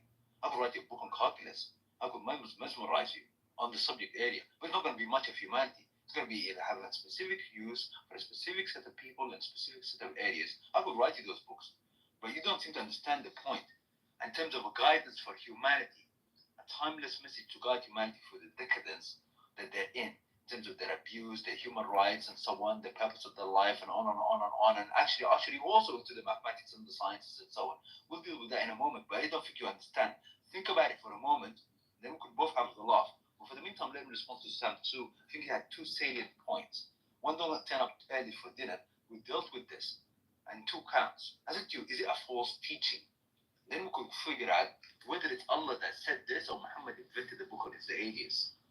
The first question, is it a valid teaching? Valid teaching, first and foremost. Then we could now start to go to the second point. Where does it emanate from this teaching? Is it the shy man according to the Quran, when the divine is speaking on his behalf, or is it the man himself? We just don't want to say it directly. Quran doesn't abolish slavery. Moon, I'm actually adjusting Sam. Do you understand? You could hold your horse and conjure up one devastating argument against Islam, because I've been looking for this half my life. I haven't seen it. Seen this innuendos. That's the first Quran doesn't abolish slavery. The second point Sam raised is don't marry the messenger's wife. Don't marry just some other wives, specifically the messenger's wife, because it's grievous in the sight of God. Now, Sam, I don't think you really understand the point here. And let me just give you the background of what it says in the Quran itself. So with regards to the so-called believers, there are lots of things that they're allowed and not allowed to do as good conduct. One of them is that when it comes to the messenger's wives themselves, the wives themselves, the Quran addresses them. Tells them, look, if you're not happy with Islam or the messenger's wives themselves, they will be divorced right now. You'll be given. Just ask for it. You begin with that. You could go and marry anyone you like out there. You could go back any Muslim, any heathen, any so-called non-believer out there. Marry whoever you please. The Quran actually gives them this particular issue offering about twice in the Quran itself. However, they adhere to the instructions of Allah first and foremost, and then His messenger. It's not the game, by the way. Allah didn't create the cosmos and send down revelation, as according to the book itself, as a joke, so that everyone can entertain. But then marry who they want, they can marry everyone in their life. Now, for a believer, what does it say? Do not marry the messenger's wife. It's one of two reasons. Either one, Muhammad is jealous and selfish, or two, actually causes a fitna. We could engage and analyze both of them. Do you know what the fitna is, by the way, Sam? A struggle or conflict. Yeah, conflict. Now, some people will seek the wives of the messenger not because of their handsomeness or beauty or whatever, because of the association with the messenger himself. So just, for example, the late Queen of England, even in her 90s, if she was free in the market, she went to marriage, there would be a lot of young snappers who will offer themselves for a position of title, not because of her good looks or anything, for a position of title, and it could cause grievous harm. What does this have to do with slavery? Quiet. You don't. Now we'll deal with slavery in a moment. It's going to shut your mouth as well in a moment. So I'm responding to Sam's 2 points initially, and then I will respond to his other points regarding cutting off hands, as he puts it, the robbers you practice, and then he talks about slavery. I'll respond to those 2 points initially, afterwards. But let me deal with the 2 anecdotes that he raised. Don't come to dinner too early. This is where the Quran actually use that phrase. Is it a false teaching, Sam? That's the first question I need to ask you. And the second issue will deal with the wife scenario. Now we're looking at the veracity, then we'll look at the sources afterwards. Sam, is it a false teaching? Kinda. In what way? Like sometimes you should show up early, sometimes you shouldn't. It depends on the context. Also, there's more important things to say than that. So somebody told you to come in at a particular time for food. So obviously, for you to come too early, that means there was a time that was fixed. Somebody told you come at midday for food, or come in the evening for a later meal. Somebody invited you, and you should come up in the afternoon. So you now would have 2 free meals. In the afternoon, the man may be sleeping, they maybe have other things, duties, and so on. You come too early, and you keep on doing this. And at some point, the divine steps in and says, actually, don't do this. This man is a humanist, he has a big heart. I don't actually like what's happening here. Abuse of my messenger. Or Muhammad is too shy. And by the way, he was shy, and he didn't want to say it, he didn't have to use the Quran. He could have just put guards outside his house. 2 guards. And we have for lots of good reasons, by the way. Protection from other enemies. He has lots of enemies. Inside the community and outside the community, he's in a state of war. One with an entire tribal group. There's 2 empires looking at him. They also wanted to war. They ordered to send agents. The man doesn't seem to be nervous. He trusted God. Where Allah told him in the Quran, I will protect you from mankind. He didn't say, should any guards outside his house? Those guys would have said lots of purpose. They would send anybody who came down too early, they just send them on their way. Here's what they do. When you're visiting any dignitary, they usually have guards outside their house. And they would just send you away. The guy doesn't have to speak to you. You don't know this guy or these guys. So he's not in any position of embarrassment whatsoever. They don't know. They never came to you. So they never heard it from you with the guards. They think the guards are harsh. Just put 2 guards outside your house. You've done the whole job. No, actually, Prophet Muhammad didn't do any of this. He never had guards outside his house. That's why people came and languished and stayed. And even when they were not invited. The guy had a big heart. Why is it wrong to arrive at dinner early? Why is that? Yeah, because it is. But some people, sometimes they do waste your time. They So who has to step down and violate his terminal pledge? To sleep. You might have some other duties at home. We just want to actually prepare the food itself. Now somebody comes early, you might be doing something else. You might be remembering your God. They come and waste your time. So lingering around as invites, once somebody sends you, if you got a big heart, you won't send them aside. You would normally attend to them. They'll end up wasting your time. What you're supposed to do elsewhere is in terms of farm or remember your God. You're not it's anti-social. Yeah, anti-social, but you can have a guest and you're not. Actually, they came already to the house and they're lingering around. can you clarify? Are they going to be wasting your time or they're going to be wasting your time? Either way, you're wasting their time is being wasted. Because they chose. You told them to come in at a particular time. Can you send? Yeah, I know. You like it because you have a lot of time to waste. Probably don't have a purpose in your life. Some other people do, like especially the messenger. He has a purpose in his life. Nubian, I want to respond. You said that you'd responded to all these points before, but a lot of these points I came up with after we'd ever, like, between when we last talked and when I wrote this, so it's not, it's not true that you respond to all these points, because I literally came up with some of these post. Which one did I respond? There's two that I wrote today, Nubian. So yeah, you didn't fucking respond to all of them. But Sam, you know what I'm gonna do to you. I'm just gonna take you to physics. This whole thing is the whole point of this is that it's not opportunity cost is the issue. This book is supposed to be for forever for humanity, and I have this whole point in my article, which is like, yo, we should get guidance on nuclear weapons. We should get guidance on AI. We should get guidance on mind uploading, about space travel, 65 about cloning, all this other stuff. The question of whether you should show up early for dinner, and whether you should marry the prophet's wives, are not the sort of things that are. The book can't be infinitely long. It just can't be that long. So then it has to be like limited, and then because it's limited, each line has to be really, really valuable to sort of justify why it's that line, rather than something about nuclear war or mind uploading or aliens or some shit like that. And that's the real problem. It's not whether it's true that you should show up for dinner. It's whether it's the most important thing that God could have given us in His final testament to man. Tom, let me tell you. Sam, did you already go through 65 or no?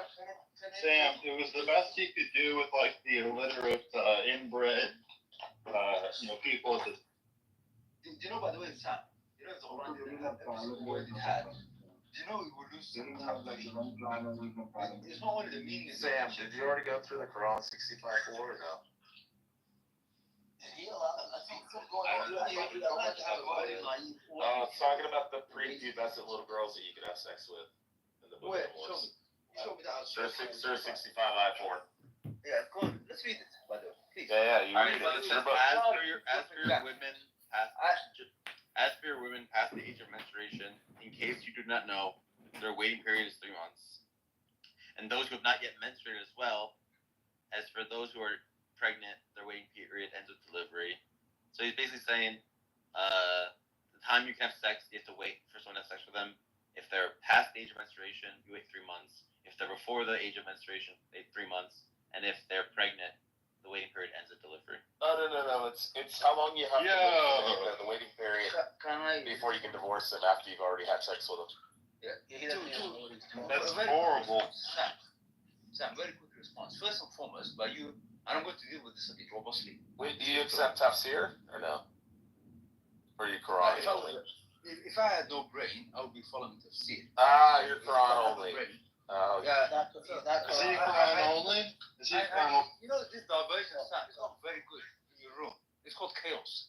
I take it.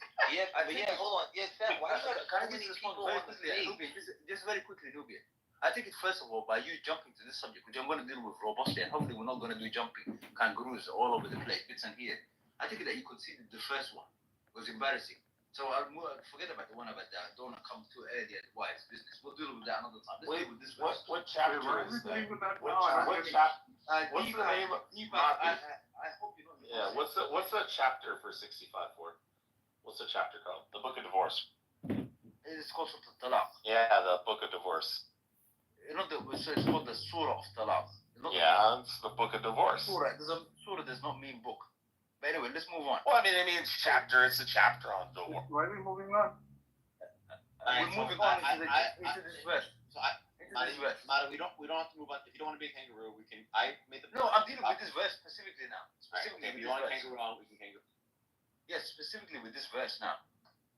Now, the interesting point is there's an expression in the middle. So you read the verse. There's an expression in the middle. The English translation was absolutely shambles. The expression is Allah ilam yahidna. And you said those who have not yet menstruated. Is that what you said? Yeah, is that what little girls. Little girls. Okay, so the word girls in the Quran, or little, if you like children, is not in the Quran. It's called atfal. Adolescent females are called fatawat. Sabi is the equivalent for the male. When he talks about this entire surah, by the way, nowhere does it hint of little girls, and I'll deal with the verse directly. Nowhere does it speak of little girls or adolescent females, by the way. It's the whole verse starts, and then within the verse is the word nisa. So the opening starts off with the nisa, talaqtum min nisa, and then within the verse talks about nisa. Nisa happens to be mature women. Actually comes from the word nasa, or delayed, something that delayed later on. Somebody exceptionally mature, for your knowledge. But let's read the verse more. Menopausal. Yeah. So Yeah, pregnant women, menopausal, I don't know and why little you got, girl. Sam, Did you ask them if they got? it's not welcome. I agree. It's Did they all menopausal take the women, vax? women that are pregnant, the When little people baby are girl. talking over you, I think that's a sign of fear and insecurity. X as you suggested they all do. I mean, I take it as insecurity that you Stop don't this- take it Yeah, as you are- Ibn Abbas is his word. Stop the spread of the pandemic. Ibn Abbas in the Tafsir very clearly says, Jalalain says, None of them. I've never met them. I'm dealing with the language before you and any counter They idea. all want to The doge language you. is very specifically Allah ilam yahidna. You rendered this in your translation, this interesting phrase. So those who have gone through the age of menopause, Did they all and take the Allah vax ilam as you yahidna, suggested? and They those all who are do. carrying until they release Stop their the birth spread of the decree. pandemic. They all take the vax as you suggested. They all The Allah do. ilam yahidna. If anybody said this to you, They all those want who to have doge not you. yet menstruated is yeah, lying. little baby girls. It doesn't. Allah ilam Like 12, yahidna. 13 years old. I mean, that's why it says women that are menopausal. Somebody who talks. Then it shows a woman who's pregnant. And then it shows little baby girls. I will leave Guys, them and stop, that guys. you go You all know outside the of rules of my house are to get to the point quickly and to not interrupt. So just I've been interrupted about 12 times. People just cannot. All there is stop. homophobia. Yeah. So the point here, I'm saying to you, this expression, Allah ilam yahidna, I'm actually challenging anyone out there. It means specifically those who are not menstruating, not those who have not menstruated. I could prove this to you linguistically even from the Quran. The word, keyword, by the way, is la lam yahidna. This lam. They all want to It can never doge mean you. those who have not menstruated. It's those who are not menstruating right now. And actually, it encompasses three category areas, not two as you think. So the word lam, if you wanted to look at it, by the way, you can look at it by this word itself. It's not never or have not. It's those who are not. So if you look at, for example, the word verses, in lam tajidu ma'an, lam tajidu ma'an. So if you don't find water, this is the exact same word, by the way. It's not that you've never found water. It's that if you don't have water now accessible to you right now, you do not carry out what is called wudu, you carry out tayammum. Now, somebody interestingly, some sectarians, they come up with this nonsense. They tell you those who have not menstruated, as opposed to those who are not menstruating. Now, those who have not, we take them to kids, because kids, up to the moment, they have not yet gone through the so-called adolescence. The LDS and the Church was not kicked in, so they have not yet menstruated. There are some pedophiles in the Muslim world that masquerade as Muslims. I do agree. Some of them may even be great shuyukh. But the word itself, to argue that this expression means those who have not menstruated is a lie.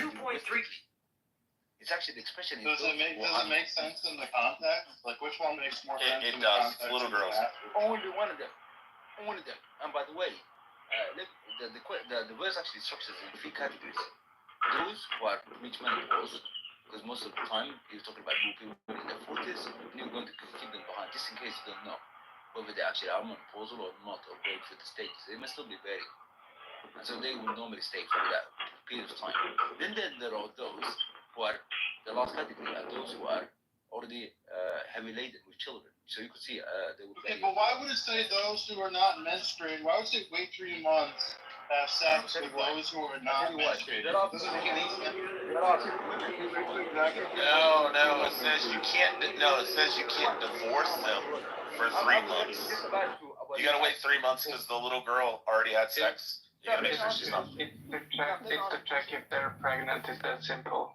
Yeah, it's the waiting period to make sure she's not pregnant because she's a prepubescent little girl who already had sex. That makes absolutely no sense. You're just saying dribble. I mean, that's what 65.4 says. Yeah, so 65.4 is like Nisa, by the way. Nisa, they're called women mature. They're not kids. The entire chapter is about the Nisa. Yeah, but your definition of maturity is a lot more different. I mean, yeah, 3-year-olds are mature. Can I say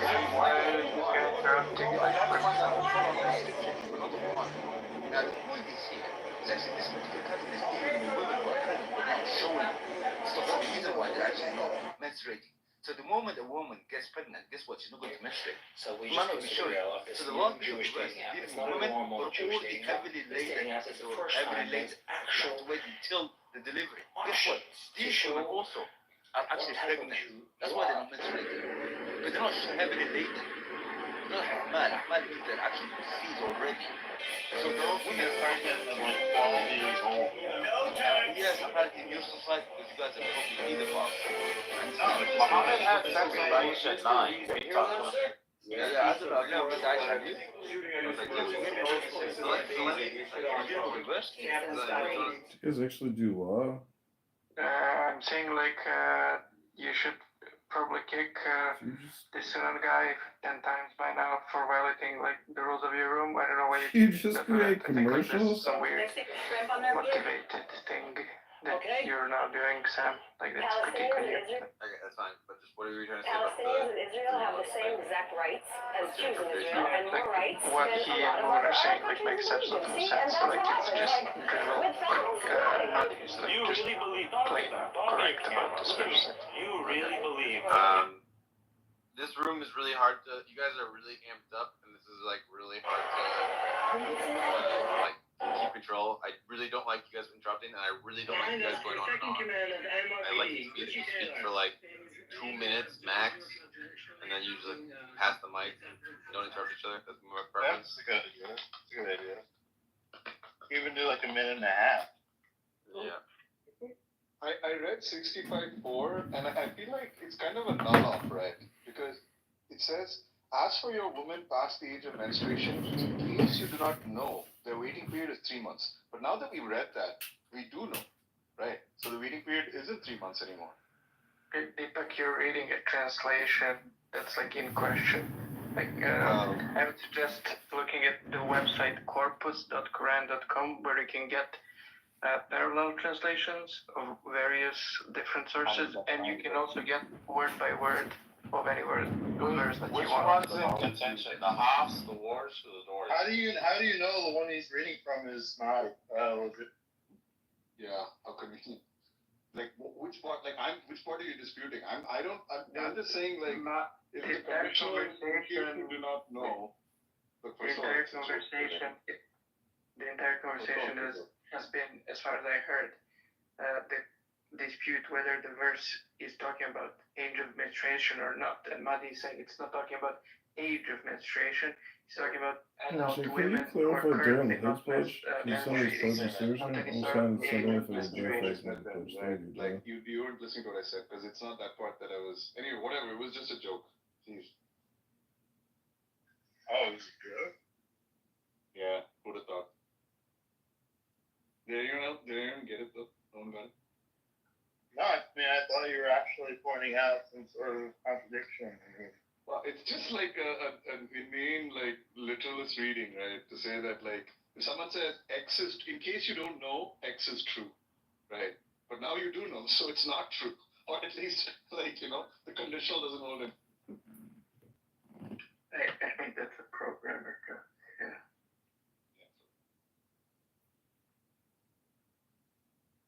So those offices, obviously, if you got some woman who's 90 years old and her husband passed, you don't need to keep her anything because you're not going to be very children. But somebody who's in her 40s, she could still be bearing a child. And so the waiting period will be about 3 months. Why is child marriage so prevalent in no, like and if majority, she's 9 years old, majority you gotta Muslim make sure countries? she's not pregnant too. Why are people coming off the mic every single time? Okay, you're getting nervous. I know you have a pedophile problem society. Hey, if she's 10 years old, you gotta wait. Majority Muslim countries are the most pedophilic countries in the world by far. Why are you two being services? Why are you being services? I open up my mic, some people get really nervous and they have to speak over you. You said 2 minutes, yeah? Jesus. I didn't even barely survive 8 seconds before I had some hoodlums who just couldn't be too impulsive. Marty, you've been going on for like 20 minutes. I didn't even speak 8 seconds before you. Did you read the Quran? You told us how it was interpreted wrong. I didn't. There's different translations. This particular time, I just opened up my mic and you couldn't help yourself, could you? This was normal. Let Mahdi finish, Jesus. I think my perception of time is like over the slope. Yeah, I understand. You probably need to buy a watch. But anyway, so the point is that the verse is highlighting 3 categories of women. Interesting, those who are menopausal, and if you're in doubt, there's 3 months. And then it says, and those who are not menstruating, not those who have not menstruated, And that is it's not that they have never menstruated. This word Are not sweet, sweet words are not sincere. Good men are not argumentative. The argumentative are not good. The wise are not erudite. The erudite are not wise. It's not that you've never fought water ever in your life. How did you survive? You never had a bucket of life. You never drank water. You just can't. But because you never had access to it. You're not having water. And water is not easy to handle. That's what's exactly here. Those who are not menstruating right now, it's not that they have never menstruated. It never says anything to nature. And those who are not menstruating, the reason why they're not menstruating could be illness, or by the way, this one, they're actually pregnant based on shows this one, they don't know what to be menstruating. The next part of the are already, they actually try to book as well until they deliver. So whether it's an early pregnancy or the woman is showing already a belly. In both cases, the provision period is until they deliver. So whether it's 8 months away, they just now start menstruating because they're pregnant, or whether they're 5 months into their pregnancy and they're for about 6 months, or 5 months, sorry, into the pregnancy. Okay, are you guys satisfied? That's a minute 30 seconds. Well, like that raises the obvious follow-on question, which is like, is this waiting period, does it also apply to like anal sex? Anyway, I know you come from a challenged society, culturally challenged society. So why don't you go and saying that in your culture? Well, no, Deepak, as long as you don't like tear her or hurt her, then you can't be punished. But you can thigh her. You can what? Thigh her. What? Thigh her. It's where you close her legs or thighs together, and then you shove it inside of there. And then eventually when you slip in, then you're okay. Then if you tear from her vagina to her rectum, then you can be punished. You're given a and it also says go after the fat ones. Oh my god, very specific sound. I'm just telling you what it says, and there's... Anyway, it seems that the room is decaying into some interesting... I mean, I accept the Sahabas. Are you guys gonna concede? Are you guys gonna concede? Delaney, do you know how like blatantly obvious it is for you to be trans and trying to justify, pedophilic behavior? What the hell? What this guy's like unhinged or something. Another example of this person being a deranged, person that needs to be. I'm just saying, there is a high correlation with your people. Certifiable. You need to seek professional help. You need to go to a psychiatrist. Right, so no one is debating Mahdi anymore about this. It's urgent. It's urgent. Go to a psychiatrist. No one is debating Mahdi about this, Sarah. No, Mahdi's already lost. I honestly think you could concede this one. It's probably legit. You guys have no self-control. Zeleny was in the middle of talking, and both you and Moon were just couldn't help yourselves. You're just chomping at the bit like a bunch of fucking wild baboons. Just ridiculous. Like terrorists. No, Suna and then fucking Moon were just... Zeleny was in the middle of talking, and then they just couldn't help themselves. We understand about Suna and the guy, obviously, needs to be confined. So, okay, Zeleny. I'm gonna read... This is what it says in QuranCorpus.com. And those who have despaired of the menstruation among your women, if you doubt, then they're waiting. So, if you doubt, does that mean if you doubt their pregnancy? Is that what we're interpreting it as? If you doubt their pregnancy? Zeleny, what do you think it means when it says if you doubt here? Yeah, what's about to talk Solar about companies divorce, Hold on. You're still purchasing your lead? As in, you could divorce her if she was not pregnant, but if she's pregnant, you can't divorce her, that kind of thing? Yeah, that seems what the verse is saying. Okay, if you doubt, then their waiting period is 3 months. And the ones who have not menstruated and those who are pregnant, their term is until they deliver their burdens. And whoever, okay, it just says 3 months. Okay. If you doubt, then their waiting period is 3 months, and the ones who have not menstruated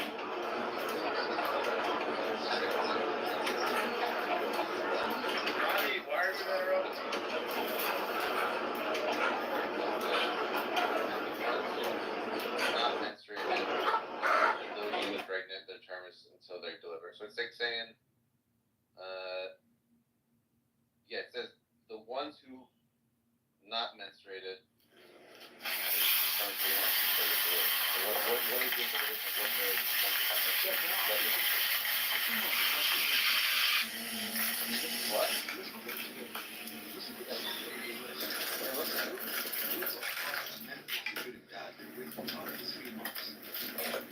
Now, the things of category says those who are not menstruating, or as you include are not menstruating. Let's take the those who are not menstruating, yeah? And those who, and then it says, and those who are, so I like this twice. Guess who's hiding in my hose box? It's an armadillo! A 9-banded armadillo to be exact.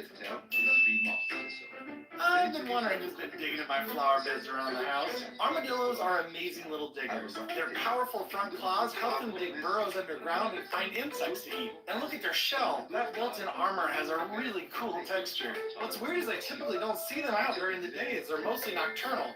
He's so cool and cute, I just had to include it. This particular second category and third category until they're delivered. How could a woman who has never menstruated in her life get adjusted like this bitch? Oh, crack. She cannot do it anymore because she was presenting as a child. So she was a child. She never menstruated. Great life, Phyllis, girls. Bring back.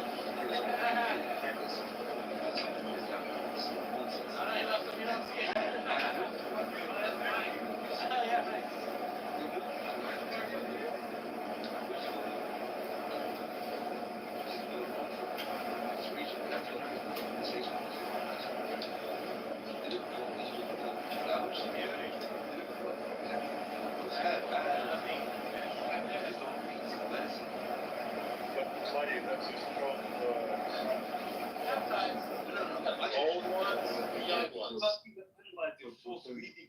This sectarian translation. Marty, we agree. Pregnant ones, old ones, and young ones. I'm even entertaining, assuming it to be right for a moment. Linguistically, it's actually wrong. Allah lam yahidna does not mean those who have not never menstruated. It means those who are not. Don't use this word lam. You'll find it all over the Quran. It never means never. By the way, it means it's a state of thing, a state that happened. Not sweet, good man, unargumented to the argument. Menstruated before. Not. But it says lam yahidna is something different. That actually, I told you, I gave an example of this word lam.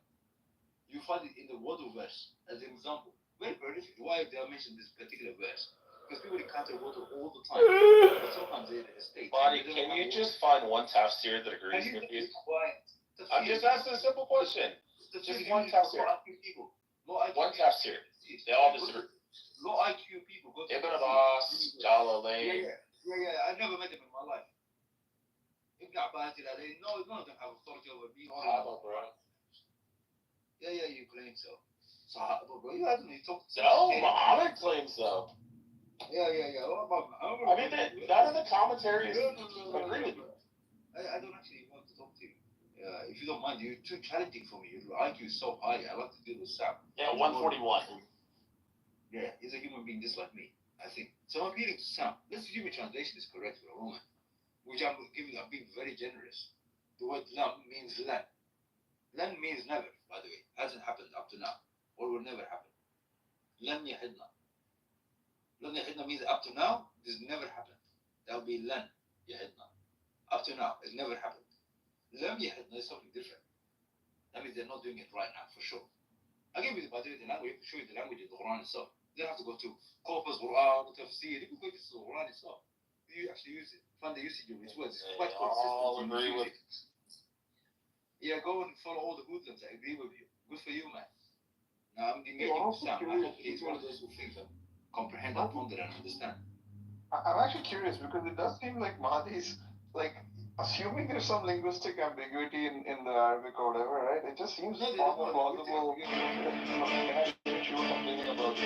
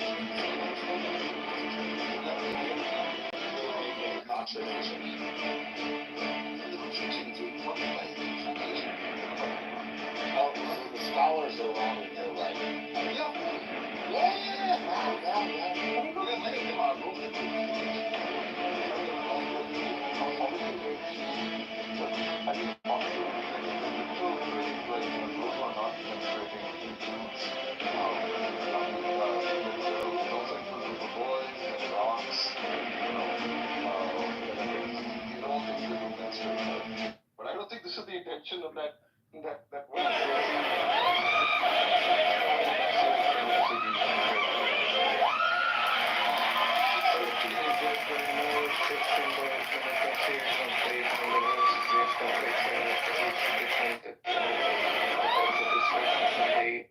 Defer to the tradition. Yeah, then it's no need to defer to all tradition. We have something every scholar on earth is wrong. So you just spoke. So they're referring to cultivation. They're not referring to the Arabic language for sure. I promise you that. This word lam.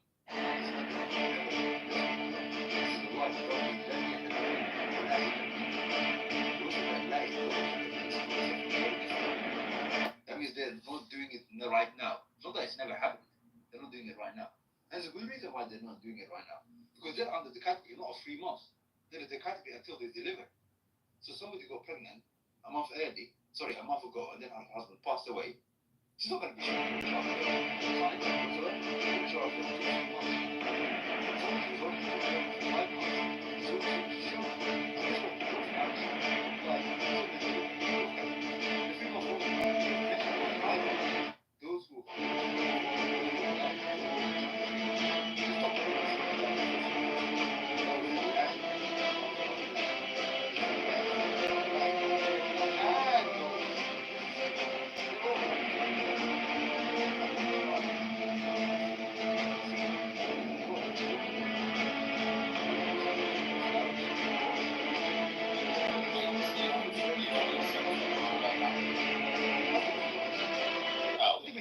You don't accept when it says, if you are in doubt that it is 3 months, as well as those who have not yet menstruated.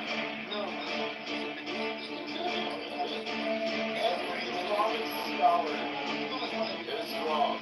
Not these words. You're the only scholar who said, oh wait, you're not a scholar.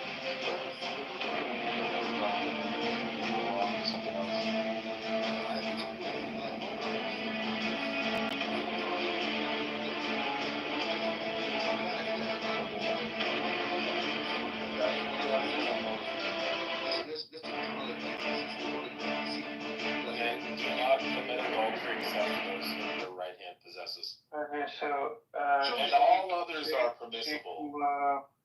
Sheikh Muhammad Abdu, so who is respected as a modern scholar of education in mainstream Islam. Also Rashid Rida, and he actually wrote a tafsir, so we can look at tafsir al-Manar. They both say that this verse is not about prepubescent girls. Are there historic, and there are other scholars named, I don't recognize the names, like Javed Gamidi, Sheikh Abdullah bin Bay, I don't know those names, but I know Rida and Abdul, which are huge names. So, and if we look at historical examples, so Al-Tabari says in his tafsir, this verse has been interpreted in various ways.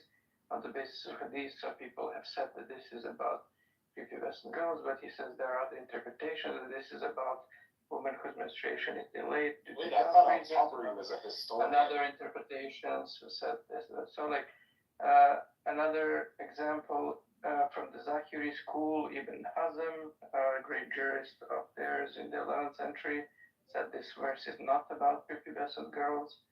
Tafsir al-Kabir from the 13th century by al-Razi, says this verse is not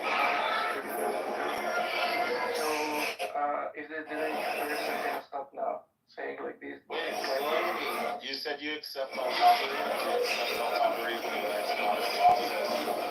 are not sweet, sweet words are not sincere. So they can ride them in the morning. I mean, because he's a historian. I don't know if we're going for scholars, Quranic scholars, or if we're just going with historians now, because Al-Tabari's got some wild shit. Professional help. Urgently. Just tell me what Stop interrupting me. You're like a monkey with no self-control. You should urgently go seek professional help. You have you've been interrupting, you imp. Stop being an imp. You were debunked on your bullshit claims. I brought up the references that I found. Stop being an imp. Shut the fuck up. Stop being an imp. I brought the references. Shut the fuck up and stop being an imp. You've been shown to be full of shit and just saying bullshit. You're a deranged person who has been, when they have been shown to be full of shit and just saying nonsense, like started saying other deranged shit to change the subject. Like, shut the fuck up, go away, seek professional help, do better, get better, then return and have conversations with other people. Wait, you came up with a historian when we were talking about Quranic scholars. So you brought up al-Tabari. You can have the scholars. You just mentioning names. Wait, Zeleny, do you accept when al-Tabari says that about the angels? No, don't. No. So can I ask you, are you analyzing the random ramblings of individuals? Oh, Assalamu alaikum, Mahdi. Assalamu alaikum. Assalamu alaikum. Are you analyzing the Quran? Is your objection against the Quran, or is it ramble opinions that we could select at will? I'm going to show you lots of scholarship out there, some within my own family, and that would eclipse some of these people. But the point, are you analyzing your objections? Is it against the Quran, or is it the random ramblings of certain people who it's questionable whether they're scholars or not? What's your objection against, Sam? Well, my objection is against the Quran, not against. Yeah, that's what I said. Let's keep it. You know that I've never once brought up the tafsir once in my entire document. It's irrelevant in the tafsirs. There are many tafsirs out there. The question is which. So I looked up the most plausible reasons why you could have an ida.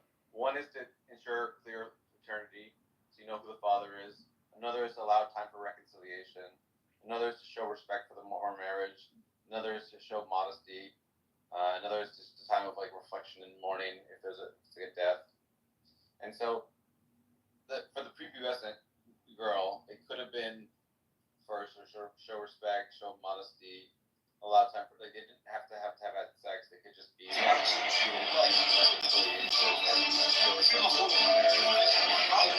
other reasons why you can do that besides just paternity. I will say though that it's not insane to think that it was also about paternity, just because people marrying children in the past is not that uncommon, and then also like there is the paternity, and it's not totally like it's.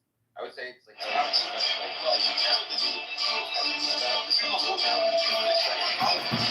would say it's like a 50-50, whether it's like mainly focused on paternity. Like, I don't think it's. Some of the people, when they raise issues against the Quran like this, it just shows the desperation. There's no one single, I'll tell you, by the way, one single evidence that is to do with pre-present so-called girls, unless somebody resorts to the so-called selective ramblings of non-scholars out there. People who are famous and so on, not because of the scholarship, because it's by name, who themselves never managed to prove anything. But from the Quran itself, so this is focus on the Quran. From the Quran itself, then let me give you at least half a dozen reasons why this is nothing to do with some pre-present girls. The first issue, I'm going to mention about 3 of them or 4. One, that the entire chapter doesn't mention anything about children anywhere so whatsoever. It actually deals with women. The opening verse and this verse is soft, and it's and in the Arabic language, very specific. These are very mature females. They've already gone. I do not understand why the Republicans are going crazy on this. For example, they want more Medicare and Medicaid cuts. You know, featured in this chapter. When we want to talk about children, they use the word atfal. These words are not alien to the Quran. They're actually in the Quran. You find them used properly. This entire chapter does not talk about children or, by the way, adolescents. The verse is soft. You've got 2 allies. So you're talking about 2 categories, not 3, as some people lazily think. 2 allies. So the first ally is those who are going through menopause or questions. Another lie. وَاللَّائِ لَمْ يَحِضْنَا, and then أولي الأرحام are those who are so-called, I think the phraseology, Ahmad. They're actually bearing. So this is dealing with and the second category. Those who are not menstruating, there's a reason why they're not menstruating. And those who are pregnant, they're also not menstruating, by the way, are pregnant. They're both of them.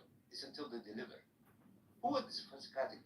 Some people think, oh, well, we could sneak it in. No, some pedophiles who masturbate as Muslims, they who actually want to sneak it in because they have pedophilic tendencies. They're munafiqeen anyway. Some of them are not very clever. So either one of these two reasons: one, they're not very smart, or two, they're actually munafiqeen. They also misalign the Quran. So they try to carefully manipulate the Arabic language, which doesn't allow them.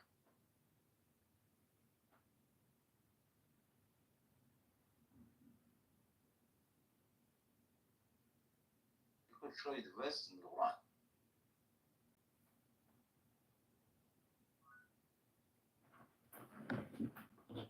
And like we were the same.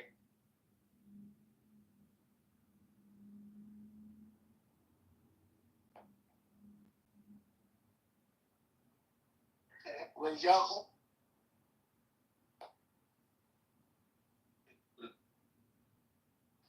how's Saudi doing?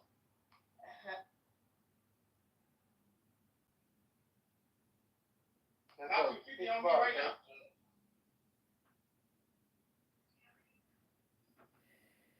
Was it even a party?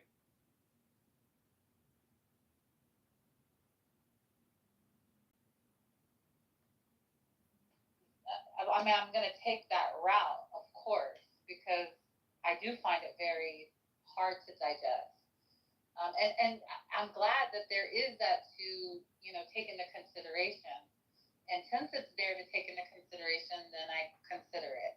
Can you explain to them exactly what that means? Because Moon wanted to say it was weird, and Benjamin and all that, and I said, yeah, look, when you have them, just don't think it's good. I think it's horrible. You think it's horrible for God to kill demons? Is it horrible to kill demons? Can you kill a demon? Oh, yeah. There's some scholars that even. There's no such thing as a metaphor either. Metaphors don't exist. Everything is literal with these people. So there's some scholars that, and this is the Jewish, on the Jewish scholars side, interpret the word as like bloodsuckers, that they had some kind of blood drinking thingamabobber associated with them too. And so whenever, that's why whenever they're arguing, I go, vampire babies, obviously. Is that serious though? Like vampire babies? I mean, I'm doing a little bit being completely, obviously, more facetious or satire, using satire. But obviously, I believe that there was something that was different about them if they were genetically tied to the fallen angels. Literal That was what was being resulted. And so for my mind, because obviously I'm looking for ways to reconcile. She's pretty good. Well, why not wait till they're of age or something, and then for you? She's pretty stupid. Can I just say this? There's nothing that's I don't see how you're changing the narrative. There's nothing there's no justification for murdering. Babies can't be guilty of things. They can't be evil. So there's just no justification for So I guess you've never watched The Walking Dead. Harming them. Yeah, you never watched The Walking Dead. You just gotta. I don't know. You don't have to. If you want to joke or whatever, that's it's your. There's no way that we can conceptualize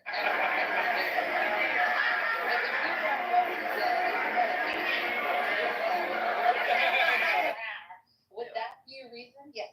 Go. They're killing 73 million a year worldwide. Don't worry about it. It's all good.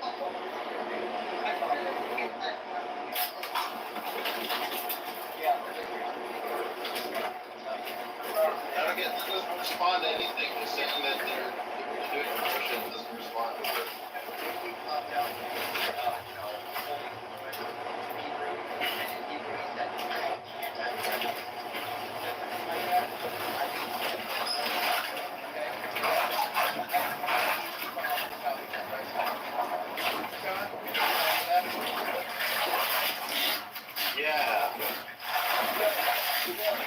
Yeah.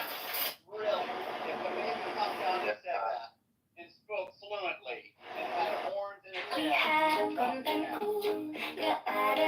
Yeah, obviously. Most people use ChatGPT.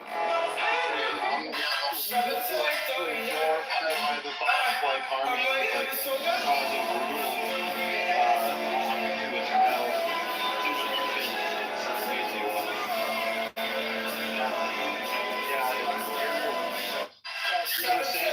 You're the rational one, Andrew. You're the rational one. Yeah, killing and No, but I don't get it. Like, I don't know. So now you're a consequenceless now, it seems like? no. What are you talking about? No, I'm just saying. Look, that's not an innocent thing. That's a demonic force. What are you talking about? That's not. Why do you? How is it? What do you mean? Like it's. So you're going to reason that it's not. With horns and tails, this isn't a human. You understand that? Well, if it's literally just a horns and tail, then it's just like some kind of That's animalistic. It's so human. So you're saying okay? I think you're more fixated on the. Okay, you're pointing to the fact that it's come out like speaking, with whatever vocal cords it has. I mean, I don't know. I think you'd have to consider a number of alternate hypotheses, like what? Like what? Like what? Like some sort of alien implantation or something, right? I think that's far more plausible than like it's. I mean, I think even under Christianity, that's actually more plausible to be perfectly honest. Oh, wait a second. Well, add this other element. God tells you to kill it. Oh, now we got something. The God who delivered you from Egypt says, "Hey, that little thing right there, pop its head off." And you say, well, Andrew, what are you even talking about? It's speaking fluent adult language and says, I am the Antichrist. And you're just like, oh no, God, I won't listen to you. What are you even talking about? You sound delusional. Come here, little cutie. Come here, cutie. Where's all this explanation coming from, Andrew? Like, where's... Yeah, you seem a little patchy. I don't know. I think all those cleaning chemicals you use in the house, you should stop inhaling them. Look, I know you want to keep all baby. Like, it's crazy. Deepak, you're like, I'll rape somebody for a cheeseburger. I'll abort 73 million babies a year. But a demon Antichrist baby with horns and a tail? Let's save that thing. What the fuck are you even talking about? Look, I mean, when you keep, look, the reason I'm fine with abortion up to say the 20th trimester of stuff is I just don't consider fetuses up to that age persons, right? Beyond that, I have a lot more. I'm not opposed per se, but it's a lot more difficult after that for me, right? At least the sort of legal status. What do you think about aborting ones with club foot or cleft lips up until 9 months?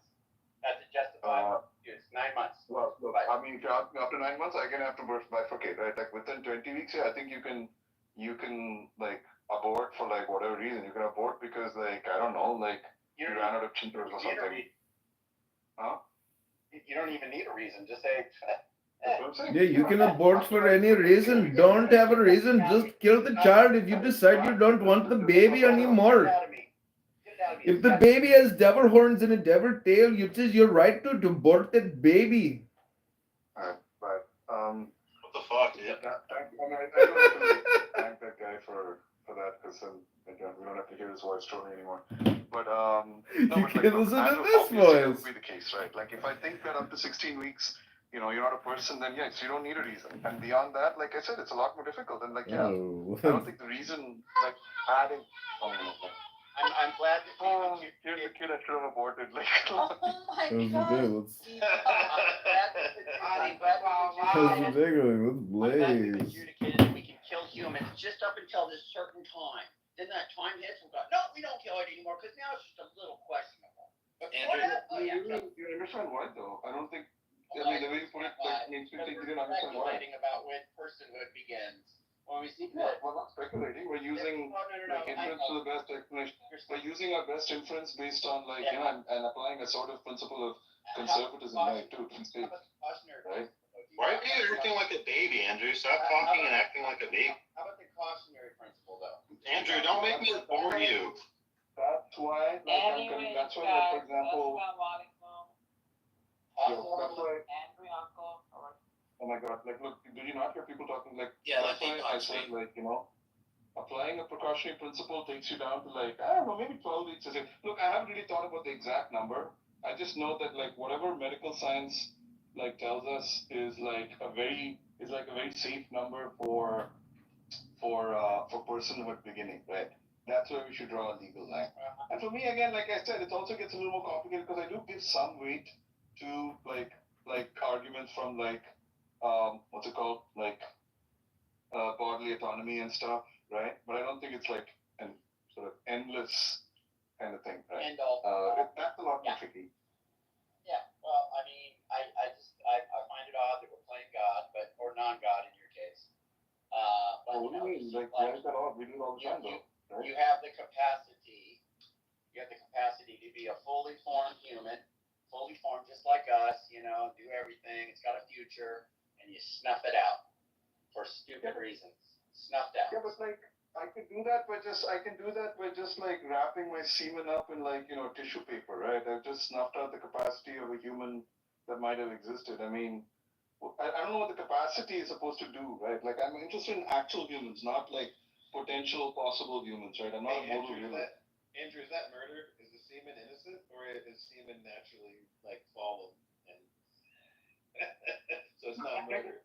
I just think like, and I've had conversations with religious people that often end up at this spot, right? Like, I just think like the intuitions about like a zygote being a person, like, or like being a person, or the capacity and so on, right? Like, well, let me finish. Look, I think it just derives from like a belief in ensoulment, right? The idea that like the zygote like has like reached a sort of state where it has a soul like inside it, right? And yeah, I mean, if you start with that kind of like presumption, like presupposition, then yeah, it makes sense that you would think that like a zygote is worth preserving, right, over and above any other moral consideration. But I think that's just a hard argument for a secular person to accept. Have you heard that scientists? Have you heard that scientists are saying that there's like a light that the body emanates, until it dies? And isn't it strange that when the sperm and the egg meet, there's a combustion of light? So what we're talking about is that the minute that light, that life force is enacted, to eliminate it would be wrong. And just to let everybody know, I've been pro-choice for a very long time. But after listening to Andrew and some arguments, I've decided that to move towards to pro-life. So because of this reason that I'm saying. Yeah. No, I didn't mean to interrupt, but so this is the reason. So wait, so you're saying there's some scientific evidence that there's something that happens when the zygote is formed, the first human, like that resembles like what exactly? Some mysterious. It doesn't matter what it looks like. Dude, have you been pregnant? Like, if you've not been pregnant, you can't talk about this. Like, there's a complete, there's no Deepak. I've been pregnant, Arthur. You have, I know, Andrew. I've seen your children too. Maybe Bella has been pregnant. Wait, just some yoga. No, but that's not the point. Like, Michaela would tell you, there is an interaction with life that mother is going through. And I try to be as objective as possible about this, but there is life there. Like, there is sensations no there. No one's denying life. See? I don't, if you want to call, look, viruses are alive, right? So Prions are arguably alive. So human life, exactly. Like you. So what? Again, I don't care about its humanness. You don't I care about human personhood. life. Respecting Yes, human I don't. life. I care about personhood. Yeah, you want me to repeat it? Like, I only care about personhood, right? Because personhood seems to be the thing that we all value in every other circumstance. Well, then Right. start. Ants are alive, like brain killing amoebas are alive. It's not what Obviously, Deepak, you say what we all. Guys, save the brain killing amoebas, guys. All right, Archie, brother.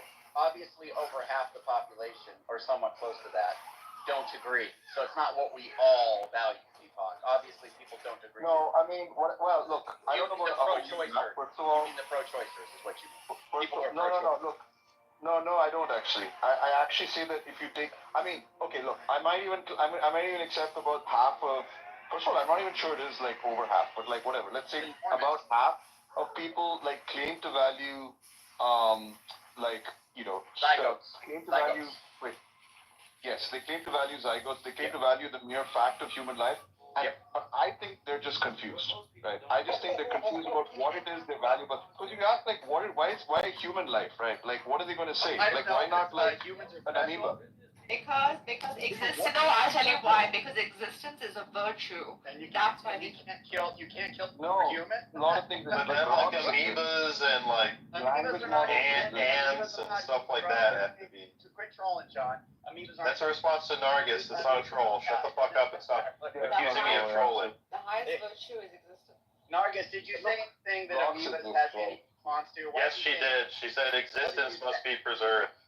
Yeah, and that's actually that's how I would make it. I said it's yeah. I know rocks Are included. you wait, Nargis? Are you talking about human existence? Or are you Of talking course, about? like I would talk about existence in You're itself. not talking about the Ebola virus, are you, Nargis? Yeah, she didn't qualify it. She didn't qualify it. I didn't qualify, but since the argument is about human beings, yeah, that would be the pointer to human existence. Yeah, but okay, so the point is like, why do we value human existence, right? Like, why do we not value like LLMs, right? Like, maybe you could just argue, look, I'm a speciesist, I care about my species and nothing else, right? But I don't think that's the real answer. Because like, if you look at like, for example, like just imagine like, if you ever read like, When does human life begin? Like, am I not allowed to go on and on? I don't get it. Like, you want me to stop in like 5 sentences? Deepak is talking about personhood, not human life. He's already said there's nothing special about human life. He's putting the burden on you to explain what's so special about human life. I'm trying to explain what I think grounds like this value or what people think they value about human life. And I say personhood, right? And I say that, for example, like, when you look at, you've all like seen science fiction movies, right? Where like some robot becomes like quote unquote human, right? Like a person, and you can treat it like a person, right? I don't think that's being confused about what the robot is. They know what the robot is. They value that robot as a fully formed independent existence because it exhibits many of the same sort of inner mental life, feelings, consciousness that a human does. So if that's true, I mean, and you just like to throw out like random slogans and single sentences as like an argument, right? Like, what do you want to do? Like, yes, about like and making like terrible points while doing so, right? Like anyone can do that, right? Yes. Politicians do weird as that. Yeah. People are like forcing it down to like. I'm just saying, like, this is what we value about human existence, right? Is the fact that humans are persons, right? Meaning they have inner mental lives, right? They have feelings, they can suffer, they can feel joy, right? Creeds and mistaken faith. Like, if you ask me, like, our purpose. Okay, whatever. Like that's what I say we value about human life. And if like there is an entity that doesn't exhibit those traits, because there is another right? verse. Like I don't think it has the same value as a human life. Sorry, as a person, as a human person. Another universe that he has found. I have to agree. Where anyone could begin anew. You're just talking about cells and living.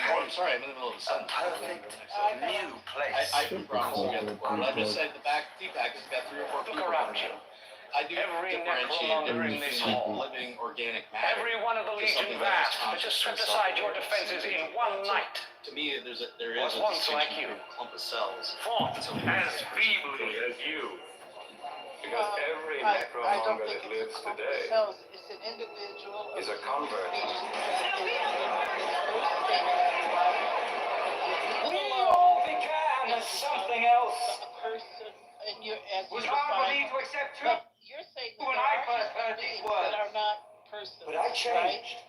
And that's what I let them take away my pain. That's right. Betrayed your faith, and I changed. Just as you will change when you realize that the universe will be reached only by those who have embraced the necromonger faith. For those of you who will right now You're just using the terms drop to differently. your When you knees say that human and being by ask definition to a be person or something purified. like like that. us. You use words like that. No one here will do what you ask. It is unthinkable. This is a world of many people. I think like a single, like an individual blastocyst has about the same moral value as like states. That's the moral value you choose to give. I'll take your soul.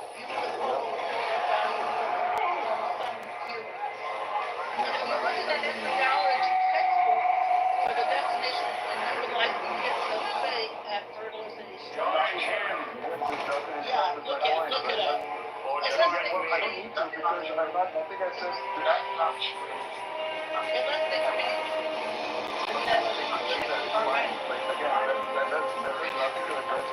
My point, right? My point is that I'm distinguishing life from personhood, and personhood is the thing that I value. So it doesn't matter what some environmental textbook tells you about life. This is your one chance. Take the Lord Marshal's offer and bow. Again, how does this address my point? I don't get it. I'm distinguishing life from personhood. No, we're not. No, we're not. You keep wanting to shift that. He's not a you keep man. wanting to shift the debate to that He's a holy topic, half but I'm telling you that personhood is what we value. with powers you can't imagine. Look, I'm not with you. But then don't give me like textbook definitions of life then, right? No, human life. Human life. Doesn't matter. The definition of life is not, or human life is not in dispute. But the definition of personhood that's in dispute here. Well, I was part of the personhood campaign in Colorado, and we were saying personhood that's powerful. Personhood gives consent. So, you're manipulating what word, you're manipulating ideas, and you're manipulating words. You're not making facts. Was this in Colorado or Arizona? If Yeah. it's in Colorado, then my Colorado, we you must tried be it right. 3 times. Oh, then it must be right, yeah. Too many women. Yeah, I didn't realize that this was in Colorado, right? Can I mean, no, again, I don't know how many times to say this, right? One of my best. Zionist. If you say so. T-Back, could you tell us? You know how many times to say this, right? There's actually like interesting argument. Yeah, someone said, can we just not have open mics if you're not talking? Because there's some really bad background noise and. I think it's a half gram heavy on the back end. In our faith, So, you keep what you what give. are your thoughts on this? Like, I started off as pro-choice, not because I didn't think it was wrong Taking back to my shoe for mind regression. abort a child.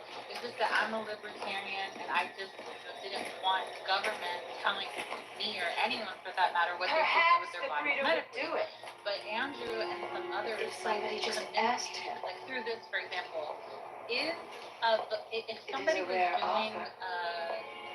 Drugs while they're Okay, pregnant, could they Inside be Necropolis. detained for that? And they said that they could be charged for doing harm to their fetus. So once I learned that, then I began to decide that yes, the only time I really want like government or police intervention is when it's harming someone other than the person. And in that case, because I do believe the fetus is a life, then that life needs to be protected. But what do you think, Otis? Can you do 7 minutes? I sure can. You sound a little bit far away, but 7 minutes it is. Sayla, do you think any pro-life person would have the same fervent, passionate attitude about a child living a decent life as it would simply about them being born? Do you think they have, once the child is born, do you think they have any concern on the same level for the child's life as they do just trying to make sure? Probably not, and that's another. Exactly. Well, That's another thing that Well, I don't really want to have like a throwdown here, but I'll just say that's actually not that doesn't really make a lot of sense because if somebody, it's really weird. So if I'm opposed to somebody murdering the elderly, you don't then say, are you concerned about the elderly? Do you go to older people's homes and make sure that they eat and do well? I mean, just to be clear, just as a matter of fact, many people do care about pregnant women and help them through the pregnancy, not just that, but through the childhood. So it isn't just about their pregnancy. But just think about the reasoning. It's fallacious. It doesn't matter. But listen what I'm saying. It doesn't. The pregnancy ends with the birth, ends with the life of the child. They do help them. And I know plenty of agencies that do this. I'm pretty big into this. But yeah, WIC and many others. But here's the thing. It isn't just that. It's just think about the reasoning that's being employed. Oh, you're pro-life, huh? You care about babies. well, do you go and help all the orphanages and all the foster children? That's fallacious. If we just say you can't kill a baby, that's just saying you can't kill a baby. Wait a minute, Andrew. I have been to orphanages all across the world. What are you talking about? No. I don't know if you're listening. You can't kill a baby. I am listening. The point is you can't kill a baby. That's the point. And it doesn't matter if, say I never gave a cent and did anything to help babies, which isn't true, but say that I never did anything to help babies. If that were the case, I'm still saying you protect human life. It doesn't matter if I help them or not. I'm just saying you can't murder them. And that's just a matter of basic human rights. So it isn't a matter of like, oh, you need to watch somebody all throughout their childhood and their teens, whatever, and then young adult, whatever, up to adulthood, up to elderly age, middle age, elderly age. No, that's not true. That doesn't follow. And I'm going to protect all of those people from being killed. Well, Andrew, how did you go so quickly from killing the Amalekites to protecting life? Like, we're not talking. Okay, look. So how did that happen so quickly? Do I have such a powerful effect? Is that why you won't let me in your rooms? Is because it changes you? It should be 45 minutes, Selah. This was amazing. It took a long time. So people are going to have to get this real straight in their head. If God exists, does God have the right? Is it his body, his choice? Is it his property, his choice? Does he own the earth? Can he do what he wants to do with it? If you're on his property, can he evacuate you? Just like a woman can evacuate a baby out of her womb? Can God do that? So we had him for a minute. Demons have no spiritual. Your mic is horrific. You're so far away. Like it's opposite of Big Mike. You ever go to a farm and there's this chicken that's up on the top of the roof and it's pointing in different directions? And then you look and it switches and then it switches again. I feel like Andrew is small mic energy. I feel like Andrew is shifting pretty quickly. Andrew, can you make up your mind? Can you protect life or not? Andrew, come on, man. It's her body, her choice, but not when it comes to COVID vaccine. Everybody's got to get vaccinated. Please don't scroll. I'm just trying to become a big content creator one day, but I have no supporters. So if you have the chance, please subscribe.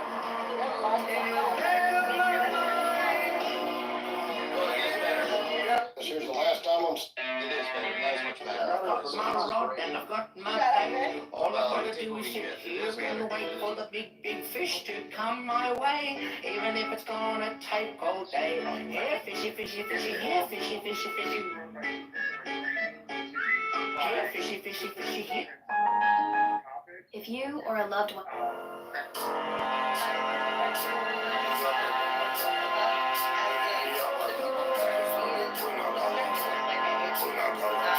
But it's us as the theists kind of making fun of the atheists in the title, but it's a secular room. Okay. The reason I'm asking is that As for your name, a Christian, but some of his application of Christian principles to the topic has me flabbergasted because God doesn't think about human beings this way. So it's just strange that he would on the one hand claim to care about life, but on the other hand show complete disregard for certain lives. Anyway, how do I feel about it? So I'm a pragmatist. And so when I think about the abortion question, I understand that we are talking about the short-term and long-term effects of a decision on two human beings. A woman who's carrying a seven and the fetus itself, which was once a zygote. Okay? Now, I don't agree with Michaela who says that personhood begins at conception. I just think that that's silly. Well, first of all, the question of personhood is not a scientific question. It's a philosophical question. Perhaps in the United States it may become a legal question at some point. So that you can be. Philosophers don't agree on what personhood is and when it begins, and we certainly have not defined personhood under the law. So right now, personhood is a philosophical concept, and even the scientific community hasn't decided when life begins. Ask 100 scientists, and you'll get more than one answer. I think, and please may I finish? I think any position on this topic that disregards the rights of the woman carrying the baby is a non-starter. It's a biased position, and it's not helpful, because what it assumes from the jump is that the only rights that matter are the rights of the unborn child. Yeah. So that's all I'll say right now, because Andrew's argument So that you can be led by Tao. no rights at all. And that, let me finish, Andrew. I'm not interested in talking because I've been listening. And I've heard you speak in rooms before. Some Ice Age animals are so well I'm just letting you know that regardless of what you say, your position assumes that the woman has no rights. You've never once talked about the rights of the woman. All you've done is talk about the rights, implicitly or otherwise, of the unborn infant. And by the way, your so-called care or concern about the baby. Come cook a giant Pacific octopus with us. Since this is a very special cook, we got an actual chef with us today. I think he became very soft, and we threw him in boiling water for another 30 minutes. In the meantime, I cut up each tentacle individually to freeze it, because that's also another way of tenderizing the meat. We then take out all the guts and organs out of the head, remove the skin, and we're going to save the head, throw in the freezer, and save it for a future meal. At this point, the tentacle was done boiling, and it's ready to be cut up for poke. We removed any remainder skin, sliced it up, threw in some sesame oil, chili oil, soy sauce, and it was ready to be eaten. Since we tenderized the meat very good, it was very soft, and this poke bowl was a 10 out of 10. For the second dish, we boiled these tentacles a little longer, 2 hours total time, and then we threw on the char grill. We also left the skin on just to give it that extra crispy burnt texture, threw some miso glaze on it, and honestly, this octopus was just in a ballpark of its own. I've never had anything like it, and this meal was a straight up 10 out of 10. Okay. Logically fallacious. Secondly, I would like to point out that many people who fight this, the reason this is a very difficult argument to have,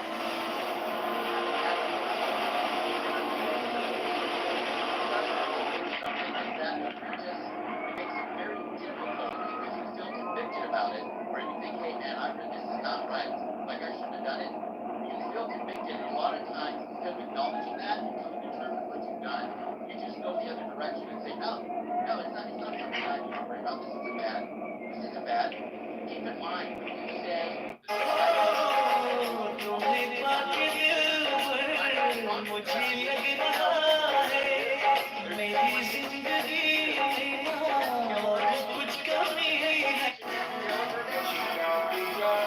I just think that what you're saying is ridiculous. And the last point that I wanted to make, which you are absolutely wrong on, and you can look it up, and anybody here can. This doesn't matter if you're secular, purple, Christian, agnostic, Muslim, or it doesn't matter what you are.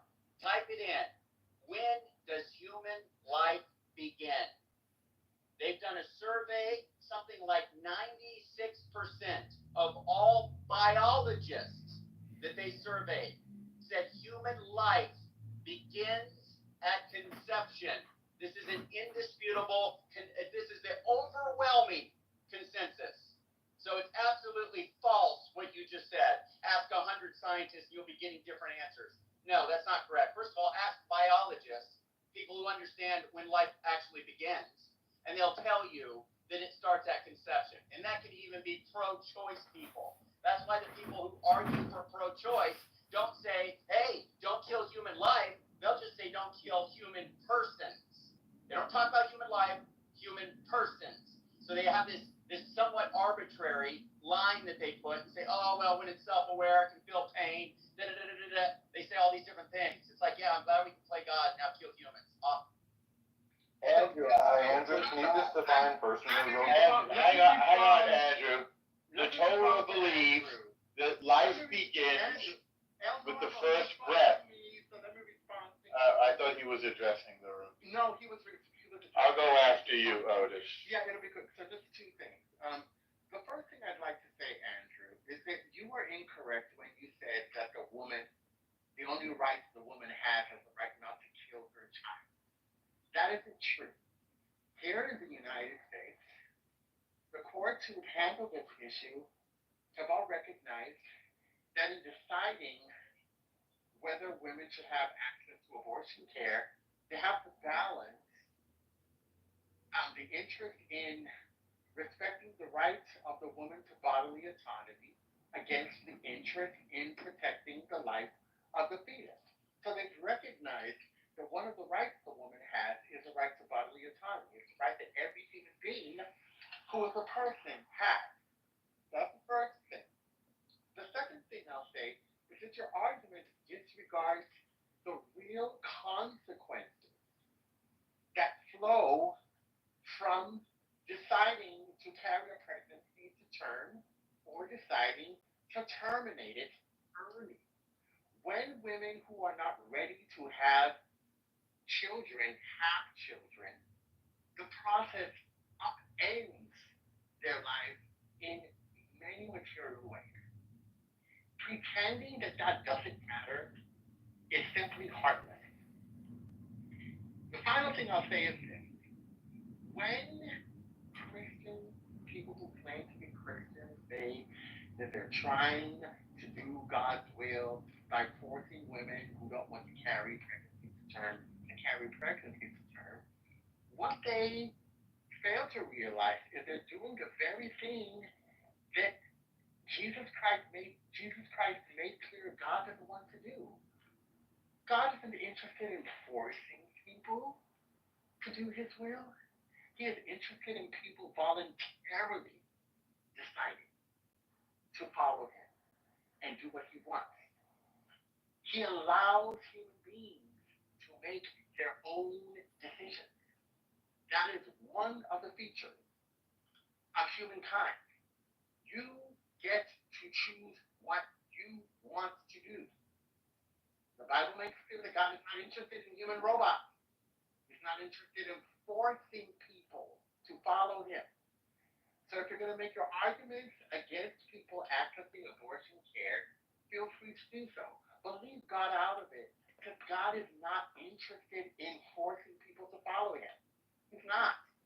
Darren LaHood is violating his own term limits pledge. Remove and replace Darren LaHood. Vote John Kitover 16th District. That compels you to do everything you can to force people to do something they don't want to do. Yeah. So you haven't read the Bible, I guess. So. Oh, I have. Okay, let me respond to you because you don't know what you're talking about. So actually, it's not the case that God's not into forcing people. God actually said that the governments are placed here on this earth to stop evil. Okay? And they carry the sword to do so. You know what the sword is? The sword is the means to put somebody to death. Jesus never said that, Andrew. Jesus never said that? Oh, well, I said God said it. Well, hold on.